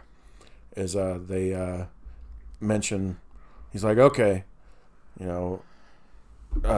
he's not going to go over here, and he can't really rob from anybody because everything's on credits, and he's like, unless he learns that you can cut somebody's hand off, and let's hope he doesn't figure that one out. So right, because everything's based on credits. There's no cash anymore. No, but so yeah, so I don't know how. Yeah. So, but stealing things is still something that people do. Right. Well, you would imagine they'd be stealing food. They'd be stealing clothing, weapons, maybe, huh? Weapons if they're available. Weapons, but even those are probably pretty hard. Mm-hmm. I'd imagine those are all bio linked. So, maybe. But yeah. I thought about like iPads and stuff like that, but even those might be protected. Maybe they could wipe them and start over with them, but I don't know. Right. But can you get even on the net with your social credit score and blah Correct. blah blah and stuff like that? So so is there even a point to having one? Right. And then there would be a whole underground of people that would be similar to like Neo from the Matrix.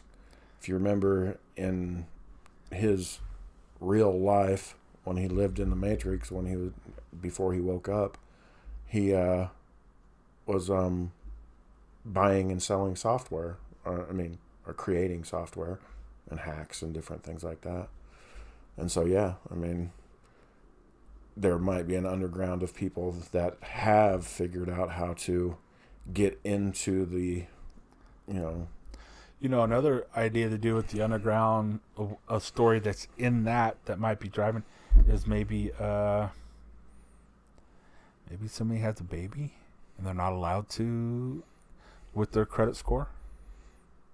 Well, one of the stories that they ended up having a baby. One of the stories that I thought of a while back was, you get into a lower income bracket to where, people, just like John, he got kicked out of his apartment or whatever based on his social, score.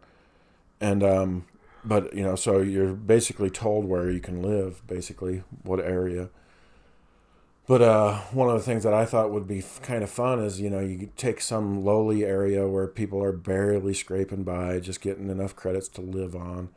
And their furniture is falling apart and all this kind of stuff. And there's just one guy who lives in the apartment who his talent in life is fixing things. And he starts fixing things for people.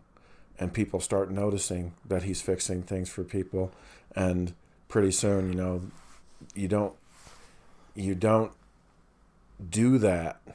Right. Because if your stuff is somehow now better than the person that's in a higher bracket than you, that's not a good thing. And yeah. Right. And then Brzezinski comes and helps you. Brzezinski comes and helps you. Yeah. So yeah. But yeah, that was one of the stories that I wanted to do. I mean, the list of stories is enormous. Right. Yeah.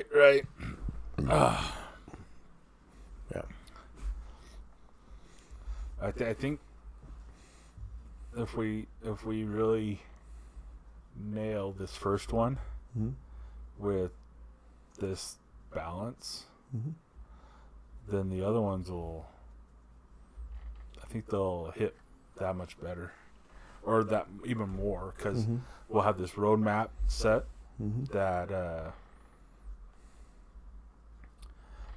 this story.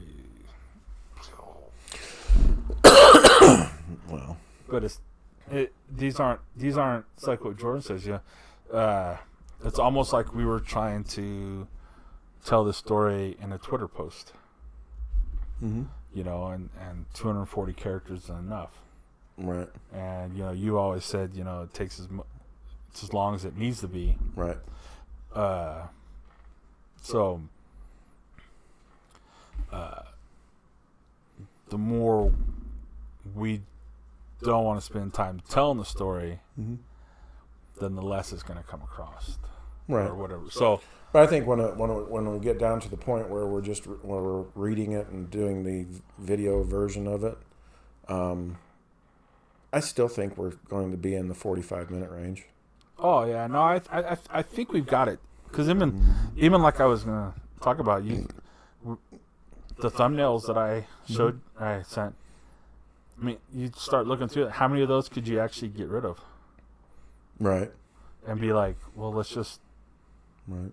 No, that one really doesn't need to be there. That one doesn't really need to be there. Technically, we could actually get rid of. We could scale down that way too, if we had to. Burp. Crap. Excuse me. Don't forget. I'm forgetting.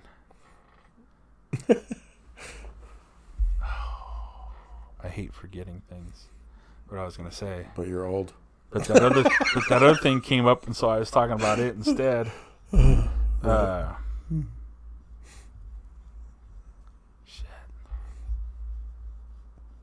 Oh well. Good job. Yay! Way to go. I feel so smart. SMRT. Man, that really bugs me.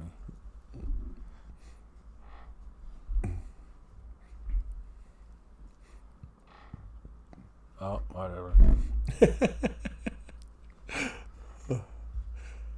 So, as far as podcasts, have you? I mean, I know you're almost always up on Tim Pool. Did you see any of those Joe Rogan podcasts where he is interviewing some of those doctors like Peter McCullough and?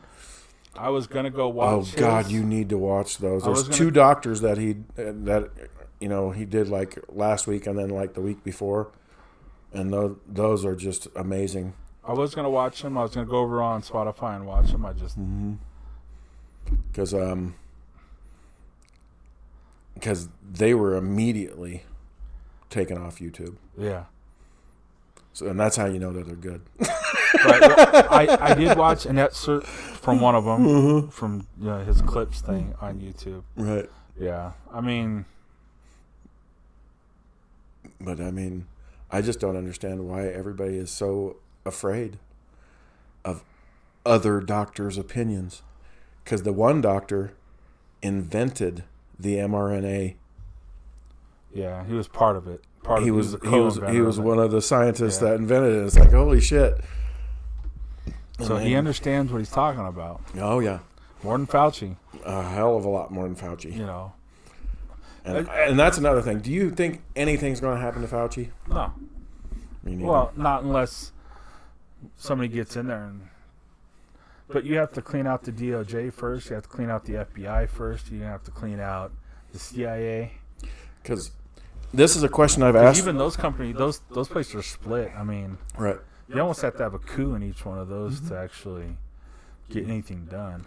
Well, this is a question I've asked before, and I'll ask it again. Is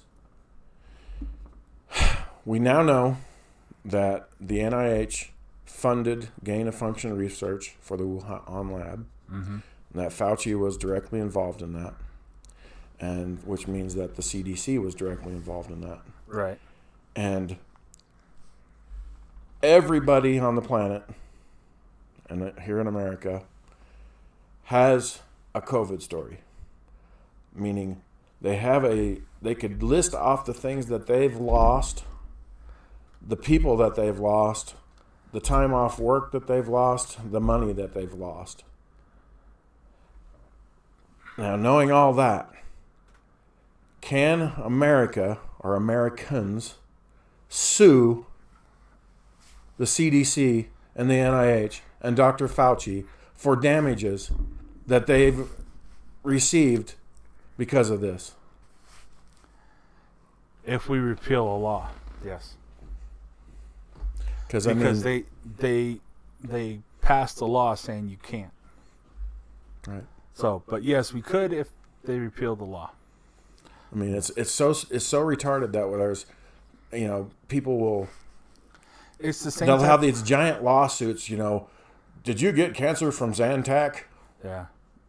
And you can get money from that. Yeah, you can get money from that.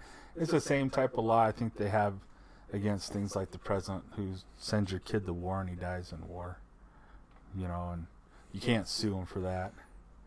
So it's the same type of stuff. But I mean it's like, but it's protecting pricks like Fauci. Oh yeah, well they they rushed through the virus and said, you can't sue them because I don't understand why we get a side effect. Why Americans couldn't sue the Wuhan lab or the can. NIH. Well, you can sue it, but they have no jurisdiction there, Right. and there's no way of making them pay. Right. But 200 years ago, you would have put your army together and gone over there and made them pay that way. Right. Now, everybody's so scared of China. But I mean, that there's they not do whatever one they person. say. There's not one person in America that can't point at some damages that they've received over these past 2 fucking years of this pandemic. Well, I mean, that I have doctor's fees. I've lost time off work. Well, that leak, that discussion, that's don't look up. Right. Don't listen to that. Don't look over there. Right. Don't do that. That's they say that movie's making fun of Republicans and Trump supporters, that they think that's Fox News is who they went on and blah blah blah, but it's really themselves. I mean, it's really an allegory for so many things, especially COVID. I'm gonna go get the jab tomorrow. You are? Yeah. Good luck. Well, Which one are you getting, or do you know? Moderna.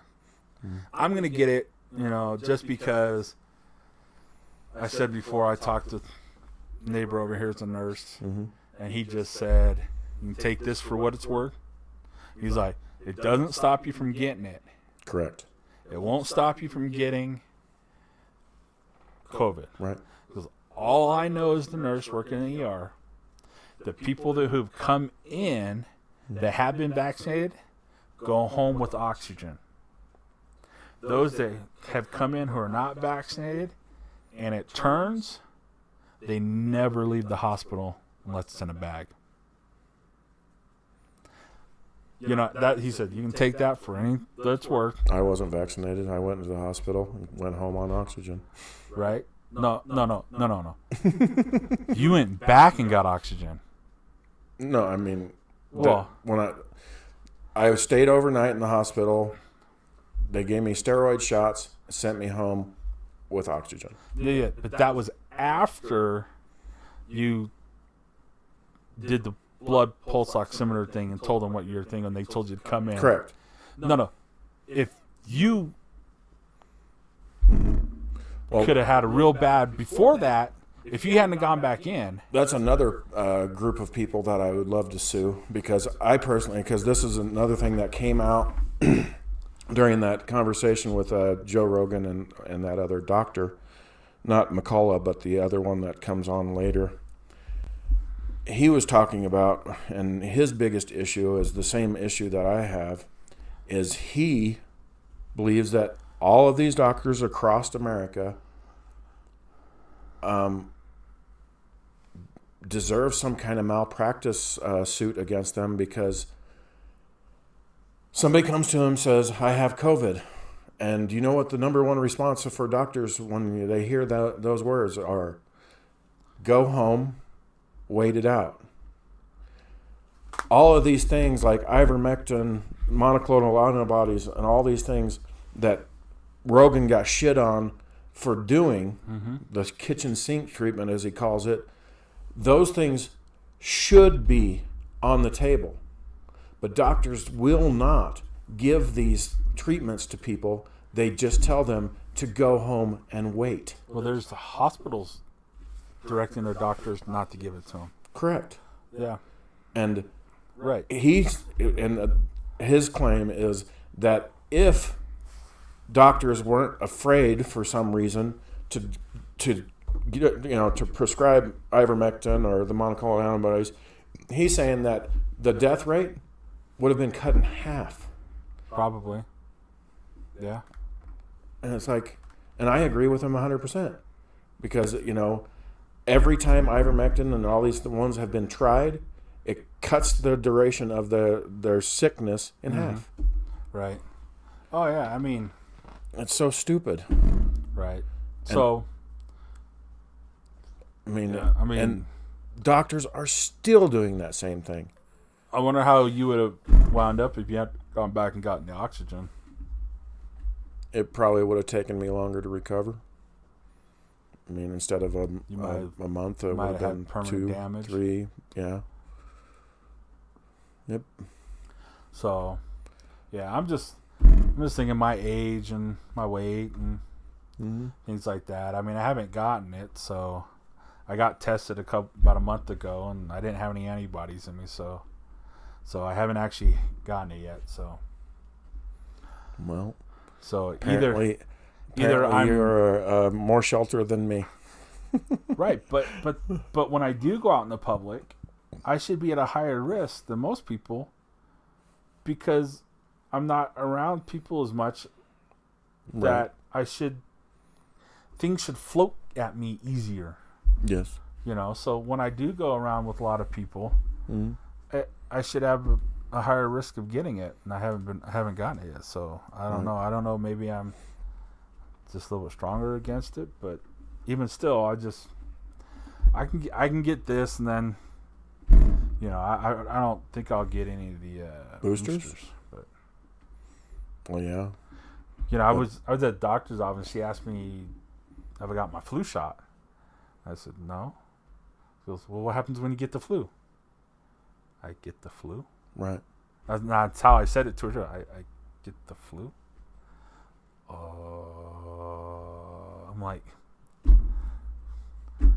just sack up and I don't understand people. sack up and eat some soup and Right. cough a little bit and get over it. I mean, just And the thing is I don't understand. All you do is weaken your immune system over time Right. by taking that stuff over and over and over again. That was another one of my favorite episodes of Rogan's. Was he talked to this one guy who was a doctor, but he was an agricultural guy. He was a rancher, farmer, etc. And he was mostly they were talking about farming practices, to keep things balanced, instead of the big farming that we do. But anyway, one of the things that he was talking about was that people need to go out and live life amongst things just so they can build up an immunity. Right. And his big claim to fame, and he's like, I know this will sound disgusting, but I drink out of the same trough that the horses drink out of. It is disgusting. He's That's like, a lot of slobber in there. it's like, but your body can fight that crap. That's like what Trump said at to what's his name, Beck, on that interview. They were talking about COVID, and he talked about having gotten it, and now he's got the antibodies. And Trump said, "You should get as much credit for that as you do for being vaccinated." Exactly, or more. He's like, nobody gives you credit for having antibodies, which are just as good, Better. or better Mm-hmm. than getting vaccinated. Mm-hmm. And he's like, that was a very good interview, and more people need to watch it because you need more voices of reason. That's sad to say that his voice was a voice of reason, but Well, yeah. when he sits down like that and he actually talks like a human, all of a sudden you're just like, Mm-hmm. because But yeah. even Beck, it even calms Beck down a little bit because Beck can get a little too polished, too radio-y, too TV at times that can take you out of Well, that's just it. conversations. What's really weird is, Beck was trying to. I mean, I think he still does it, but he was trying to do a podcast similar to Rogan's, where it was just 2 or 3 hours of just talking. Nothing set up or polished, as you were saying. But I haven't seen him do one of those in a while. He's been doing them. He still does them. But They're only for about an hour, sometimes an hour and a half, depending on who the guest is. but But I like watching some of them. Some of them, I think the long form, 2-3 hours is the way to go. it can be. I mean, if you get the right person on, it's interesting to talk to. I've turned Tim off after a half hour. I've turned, it's like, gosh, this again, and the person they had on was just stupid. Not saying you're stupid, but Right. they had the guy that does the Built bars. He was on. Local Utah. I was done within a half hour of listening to him talk, But Mike Rowe, man, I could have sat for another 3 hours. Well, With that I did love that one guy who wrote in and said, I could literally listen to you read the phone book. Yeah, And he's like, okay, well, Google yeah. that. Mike Rowe reads the phone. But yeah, but it's funny, that's another thing what's weird to me is, I'll be scrolling through the Spotify thing, and seeing who the guests are and stuff for, Tim's show or Rogan's show. And when I'll go through and I'll look at Rogan's lineup, and it gives the brief description, Adam Curry is a comedian, blah, blah, blah, blah, blah, blah, blah, or, this person is blah, blah, blah, blah, blah, blah, blah. And what's funny is sometimes the most interesting people are the ones that you think are just going to be stupid. Mm-hmm. Because do you know who was really entertaining and really fun to listen to? And, they didn't really talk about too much important stuff, but Carrot Top was on Rogan just a little while ago. And it was It was entertaining. Very. And then that Adam Curry guy, they got into more politics than any other person, you know. I mean, I thought his Robert Downey Jr. one was very good, entertaining. Right. And he was only on for an hour. Right. I think hour and a half, but yeah, that was that one was pretty good. Yeah. But yeah, Carrot Top, he doesn't look quite as meaty as he used to be. His face. He was, he was such a solid rock of muscle. How does somebody get that jacked? No, well, jacked, but not jacked as in strong, but jacked as in jacked up. But how does he convince himself to do that to his face? It's crazy. But yeah, his face is so chewed out. He doesn't even look like his original self. No. When you go back and see him back in the day, you're like, wow. I mean, he literally did, a long time ago, look like the Wendy's girl. Yeah. And that's why that joke worked so well. He doesn't look like the Wendy's girl anymore. Crap. Yeah. You know, when I was younger and everybody else was having kids around me, they always used to complain about just either watching the same Disney movie over and over again, or like The Wiggles over and over, or Barney over and over again, and starting to figure it out. We just watch Monster Jam over and over again, or there's, because we watched a Monster Jam video because he likes Monster Jam trucks that we've been playing with. Mm-hmm. Some show turned up where some dad has his 5-year-old kid and they play Monster Jam, and we just sit and watch them play Monster Jam all the time with the trucks. So we're playing on the ground Monster Jam while they're playing Monster, and it's just, oh gosh. We just watch a lot. And so because of that, I'm not getting to watch as much as I used to watch podcasts and shows and You're things. going to have to do like me. Get your earbuds. Get my earbuds. Stick one earbud in so you can listen to what's going on, but still listen to... I can't even, I have my phone, it has a little flip case to it. Mm-hmm. Here. I'll be reading something. He comes up and just smacks the thing closed. He doesn't do that though. But he does smack the case closed on me all the time. Little punk. Yeah. I'd like to say that they grow out of that, but no. No. They need to. Oh gosh. It's funny because apparently I am. All my kids are sick right now. Not with COVID or anything, but just had a cold. But I guess their whole house. Yeah. But 'tis the season.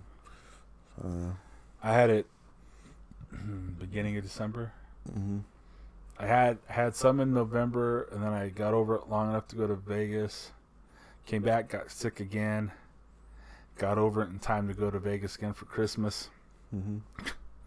Yeah, I'm all cleared out as far as you're sick for 1 to 2 days, and then there's those couple days of follow up where you're just getting all the mucus out. Yeah. So I'm done with that now. Right now I'm trying to. I did that heart monitor test for 10 days, and then the last 3 days I started exercising. What are you doing? That insanity workout from way back in the day. I remember it. Most of the time I just step to their running, and it's just I do a very low impact version. But I think I may have overdone some of it. Little chesty pains today. That could just be sore muscles. You never know. Well, I think so too, because I did, some push-ups, and a lot of times I get a twinge when I move a certain way, and then it's like, ow. But then there's times I'm just resting, and I get another, ow, deep down in there. So, and I don't know if it's some indigestion too, possibly with it, but it's a little disconcerting, that's for sure. I wore those things for 10 days. Yep. And, oh my gosh, they tore me up. Yeah. So, stupid patches. Are you, didn't you text me something about, do you have to wear a CPAP thing now? Well, they're supposed to be, they said they were signing me up, or at least they put in a referral to the CPAP place to go do a overnight study. But I haven't Which received... are fun. They're so fun. I haven't received any information yet they haven't called and set up anything yet, so I'm starting to get worried. I'm gonna call them here in a few days. It was last Wednesday, I think I talked with my doctor, and he said they were gonna call it and set it up, and he called and told me that it looks like I'll probably that I at least need to go do the study. He's thinking my high blood pressure and stuff like that is more due to stuff like that, and not exercising and moving as much than it is with clogged arteries, because he told me that my cholesterol level, my LDLs, whatever, were slightly elevated. So he's not worried that way, it seems like. He doesn't seem to be too overly concerned either about looking in there or whatever. But so, that I take all that as a good sign a little bit. See right there. See, I don't know if it was because I pushed there or if I just got a little. It's really unnerving. Yeah. So if I fall over, you know why. No. Yeah. But I came home from Vegas. I went on carnivore. I've been doing pretty good. I've been on about 90%. And like tonight, I'll cheat tonight because it's gonna be easier. I'm gonna have some pizza. But about 90%, and I think I've dropped a little bit of weight. Feel good that way, but I don't know if it's affected my blood pressure any. But before I came back from Vegas, I was having like some flutterings and palpitations and things like that more often, and when I got back, I slowly went down to now I barely have anything. I took that test. I think I only registered maybe 5 things. Couple shortness of breath and couple flutterings on it in 10 days when I was having things 2 or 3 times a day before. So I'm hoping that helped, is helping. And that the CPAP machine might help even further. Yeah. I really don't look forward to having to wear that stupid monstrosity, but yeah, the older we get, the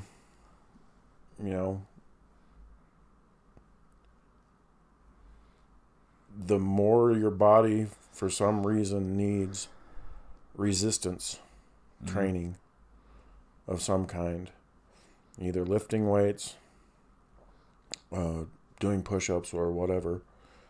There has to be some kind of heavy lifting involved. I don't know. I think it was God's sense of humor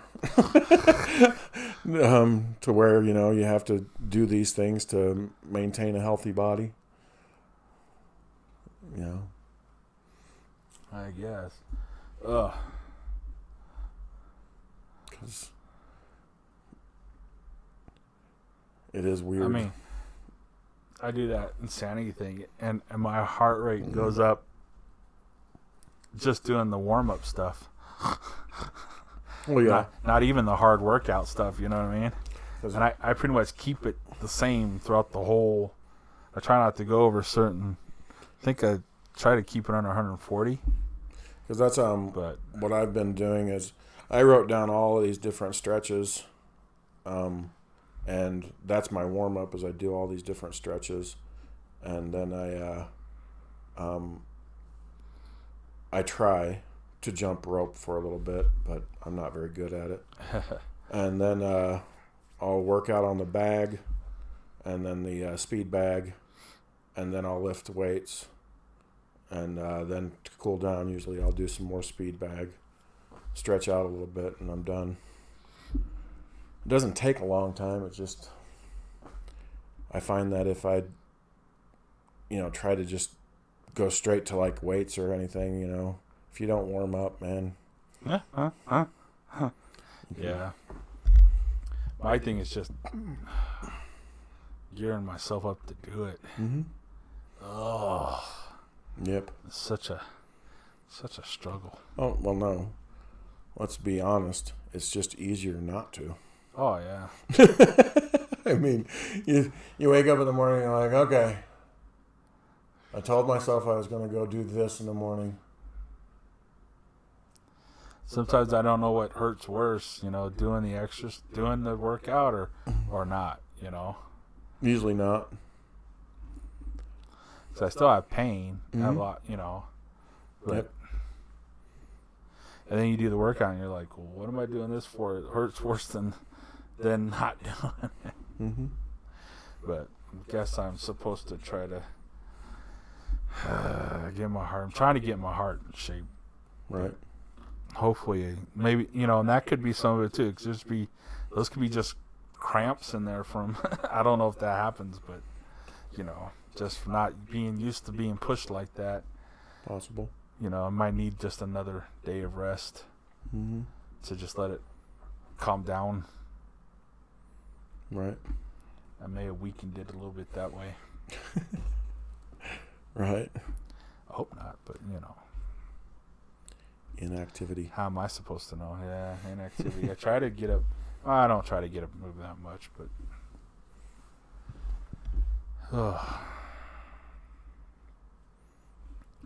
Well, at least we didn't make it hard on you now to go write the ending of this. I don't know. Because I was looking at it, and I was thinking about how important all those things are, things that we're going to take away from him, and I was going to stretch that out, but now I think that doesn't need to be stretched out. What needs to be stretched out is that end dialogue. Yep. And I would rather devote 5 or 6 pages to that, or whatever. Well, what's interesting is Brzezinski's character, because all these conversations that he'll eventually end up having with all these different main characters,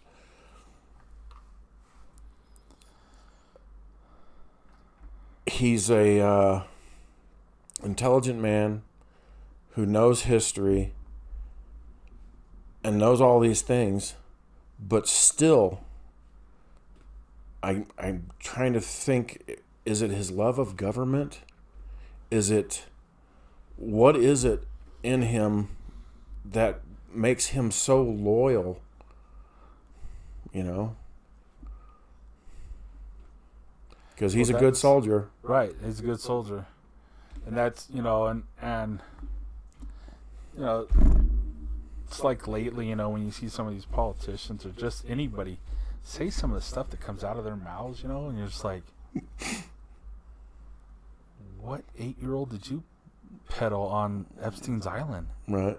I mean, and I don't know if that's something that is is part of it. You know, that there's a lifestyle that we don't know about him somewhere that he is being able to perpetuate that allows him to justify what he does.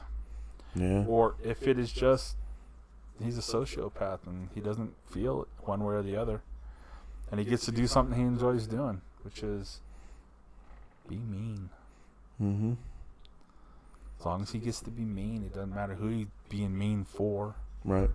You know, it's like a thug for any crime organ. It doesn't matter what boss you're working for, as long as you get to be mean. Right. You know, and you know, but he's like definitely a fun character. Like what's his name said, Doc Holliday. You know, at the end said, "This time it's legal." Right? Yeah, badge. So I don't know. Poor guy. Same character from. He was just too high strung. Stripes, Francis. He's the guy that just wanted to kill. You know, and they're like, "What are you doing in the army?" He goes, "What do you mean? I get to do it for free here." You know, I mean, it's legal here. You know, it's like, they're like, "Oh," they kind of took a step from him. You know, it's like, right? Yeah. Grosse Point Blank. Did you ever see Grosse Point Blank? Love that movie. You know, he kind of had urges and feelings that he wanted to do, and then he went and took the test in the military, and they said, "Hey, guess what? You qualify. You know, you'd be a great candidate to be an assassin." I love that movie. I can.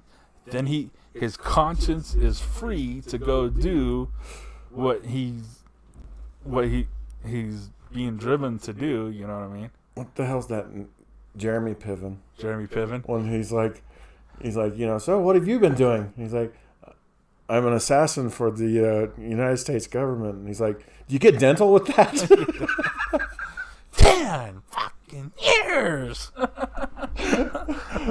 That's one of my wife's favorites. That's a good example of a great movie that's a rom-com. Mm-hmm. That is just a great movie. Mm-hmm. There's some older ones that I really enjoy that are technically rom-coms, but I think they're just a great movie. Go watch Audrey Hepburn and Peter O'Toole in Jesus Christ. Yeah, How to Steal a Million. Wow. What a great little flick. I can honestly say I've never seen that. Really? Oh, it's a great movie. I love it. It's he's one of those people that for insurance, you know, he tries to find art fraud. And her dad is an art fraud, and he chiseled this copy of, you know, well, actually not. He created an original long lost piece from a famous sculptor in the type of thing, you know. Right. And so he's come to see whether or not it's fake or real, you know, but they meet. And fall in love, but they meet, and when she notices that he used her face to sculpt, you know, as the muse for the paint, you know, and she found out that they brought this guy into, but she doesn't know it's him. She now tries to figure out how she could steal it from the museum, from the gallery that it's being presented at, and he helps her steal it, and they fall in love in the process. But it's a great movie. Wow. Yeah. There's another one called damn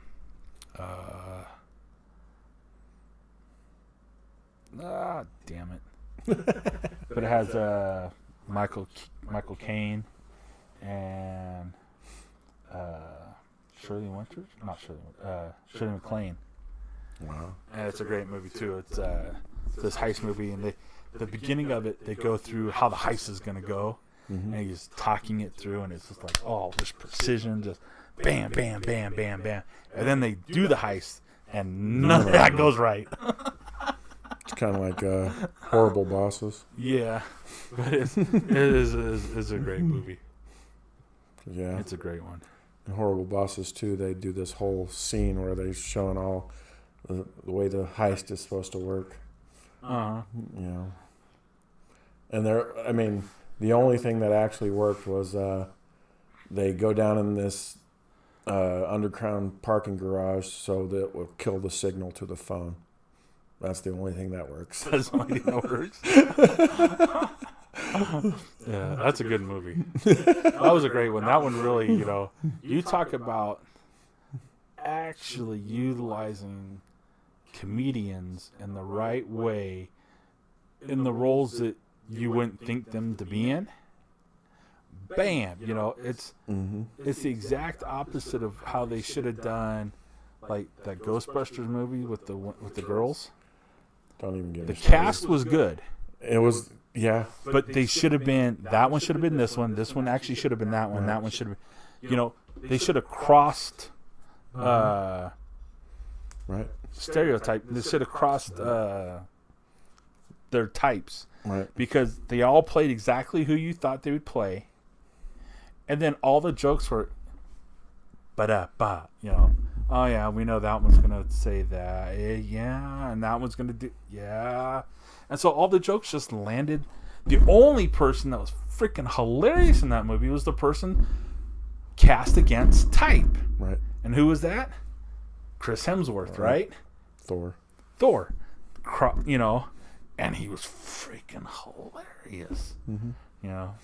But yeah, Horrible Bosses, what's funny is, they did the first one, and then the second one that had Chris Pine and, God, I can't remember that German actor's name.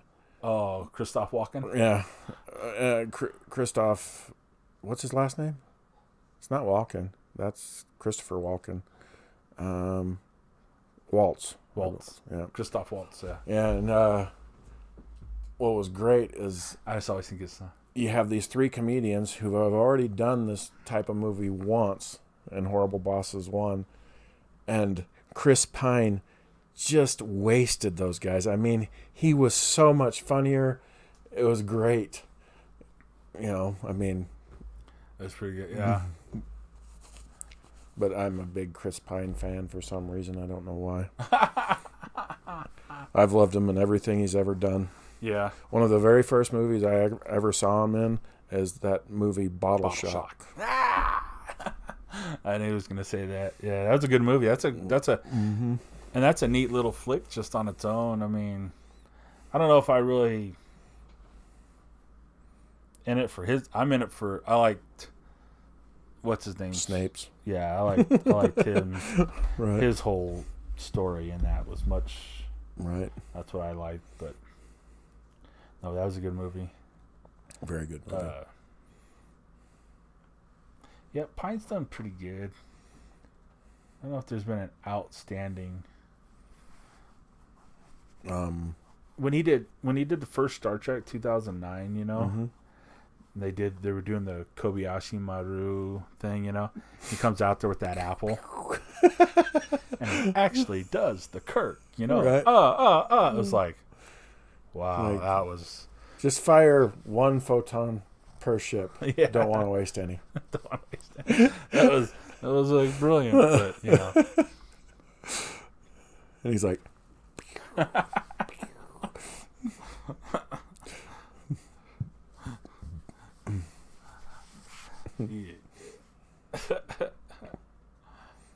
he was pretty good in Hell or High Water. Great. Yeah. I would have liked them to have done more in that Spy versus Spy movie. I can't remember what it's called. Something. It was with him and Tom Hardy, and then it had Reese Witherspoon in it, and they both like her, and so they're both spies. They're both and so they're doing things to try to kill sabotage the other one, not kill, but just sabotage the other one. And it's like, because it was supposed to be like Spy from Mad Magazine, and so it was like I just wanted to see more of the sabotaging stuff, but they did some of the stuff was pretty good, but it just needed been more. Him and Colin Farrell going at it.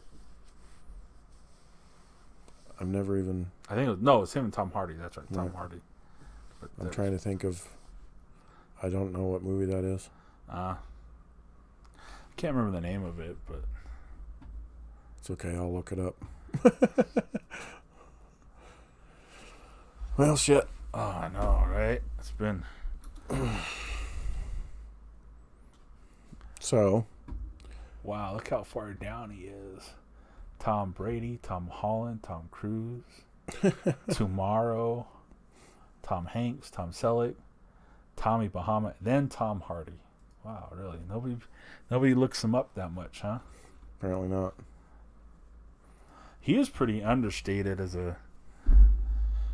You don't hear anything about him. He doesn't flaunt his stuff. You know, he doesn't... Good actor. You don't know too much about his personal life. Mm-hmm.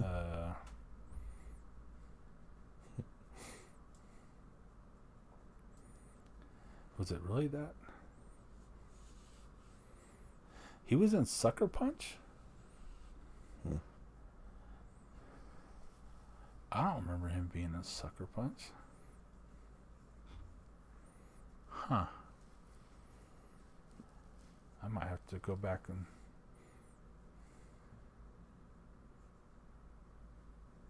Is it that one? This Means War? Yep. This Means War. Interesting. But it's a pretty good movie.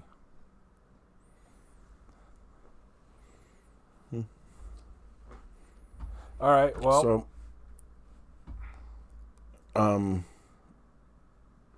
besides the first few pictures, how far did we get? Oh, what do you mean? As far as how much? I mean, I know you did all the layout. Did you go any further as far as? Well, I haven't laid out all of it. I just was like, I started drawing because I was looking at some of that stuff, and I was like, I started going the writing thing again, and I was like, I didn't want to write, and right. And then as I got to thinking about it, it's like, well, that's not what needs to be written. This stuff is, I think we'd be fine. Let's write that last scene more, right? And I'm just gonna let you write it, and right. And then if there's something to add, I can add, but I'll let you just write it up and yep, figure that out, and and you can ask me questions if there's anything. Well, I don't know. Yeah.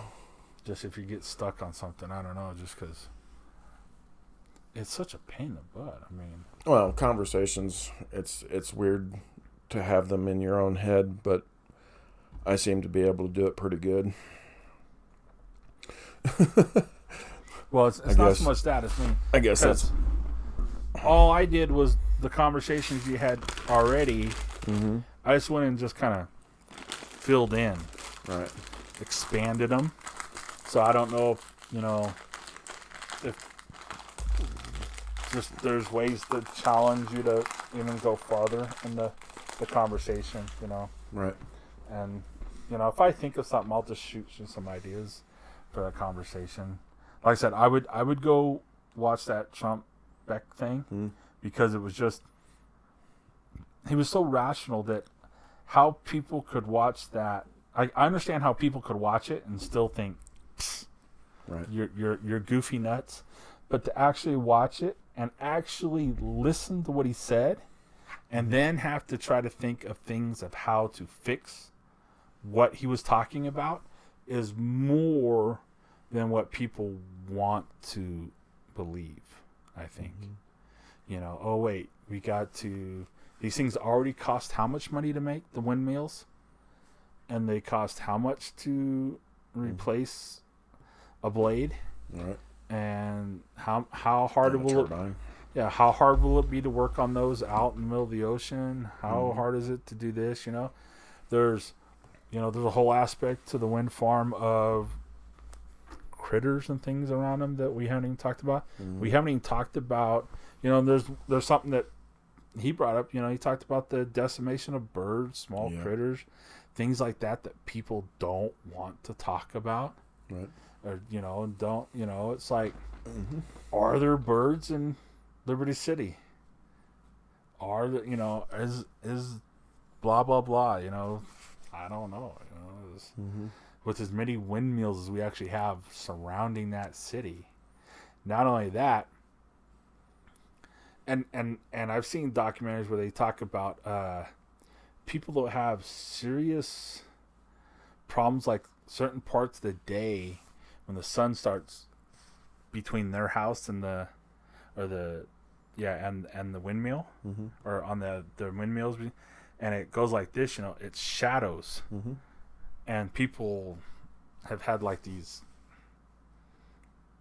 it just drives them nuts, batty, right, to constantly be going zoom, zoom, zoom, zoom, zoom, and it's strobing, and then there's the thing of being too close to them and hearing the constant hum, right, of them, and that's something that we haven't talked about. We haven't talked with them being so close. If they are that close to the city, is there negative?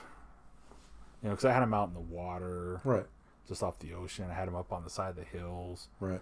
But do we have to push them out farther, or are they that close? And then the people who have the lower credit scores are living closer to them, and they're going batshit nuts because of all that stuff, But right. Right. And I don't, so that's stuff to look into, to consider, because I think, and it also helps with us. I mean, are we willing to ask ourselves, can you do everything on solar or on these green? Are we willing to be, or are we just, no, you have to have coal plant. You know what I mean? Right. And so to look at it from both sides that way, it'll make that end conversation so much more powerful, I think. Right. Right. And you could go into something. You could say, right, well, there was a chance for us to go. Maybe nuclear was the thing, but nobody was willing to do that. Right. So the compromise at the top level was, we'll do the coal plants with the green, and we just won't tell anybody about it. It's easier to enslave generations to run the coal plants than it would be to actually take a chance on nuclear. Right. And now you have, there's something there that's powerful. There's a powerful truth that you can take back to people that family members have gone, and you can tell them why they're gone, and that's the reason why he doesn't go home or something. So I don't know. So, but we have to be willing to get close on the other side too, of that discussion, and not be afraid of it and type thing, So. Sweet. BurntOutStudios.com. Like, share, repeat. Tell your friend about it. shampoo, rinse, repeat. I mean, if we have a viewer, you probably have a friend. So, Right. so tell them about it. Right. Comment, please comment. Yep. We'd love to hear a comment. Maybe your comments can help drive the next series of discussions. Yep. All right. And soon, hopefully, we'll get this damn story out. I mean, people have heard it. I know. Sort of. They keep on hearing about it. And, So. Yeah. Yeah. And if you know anybody who likes the color things, please, Always looking for that. you know, add it in the comments or have them DM us, you know, so that would make things go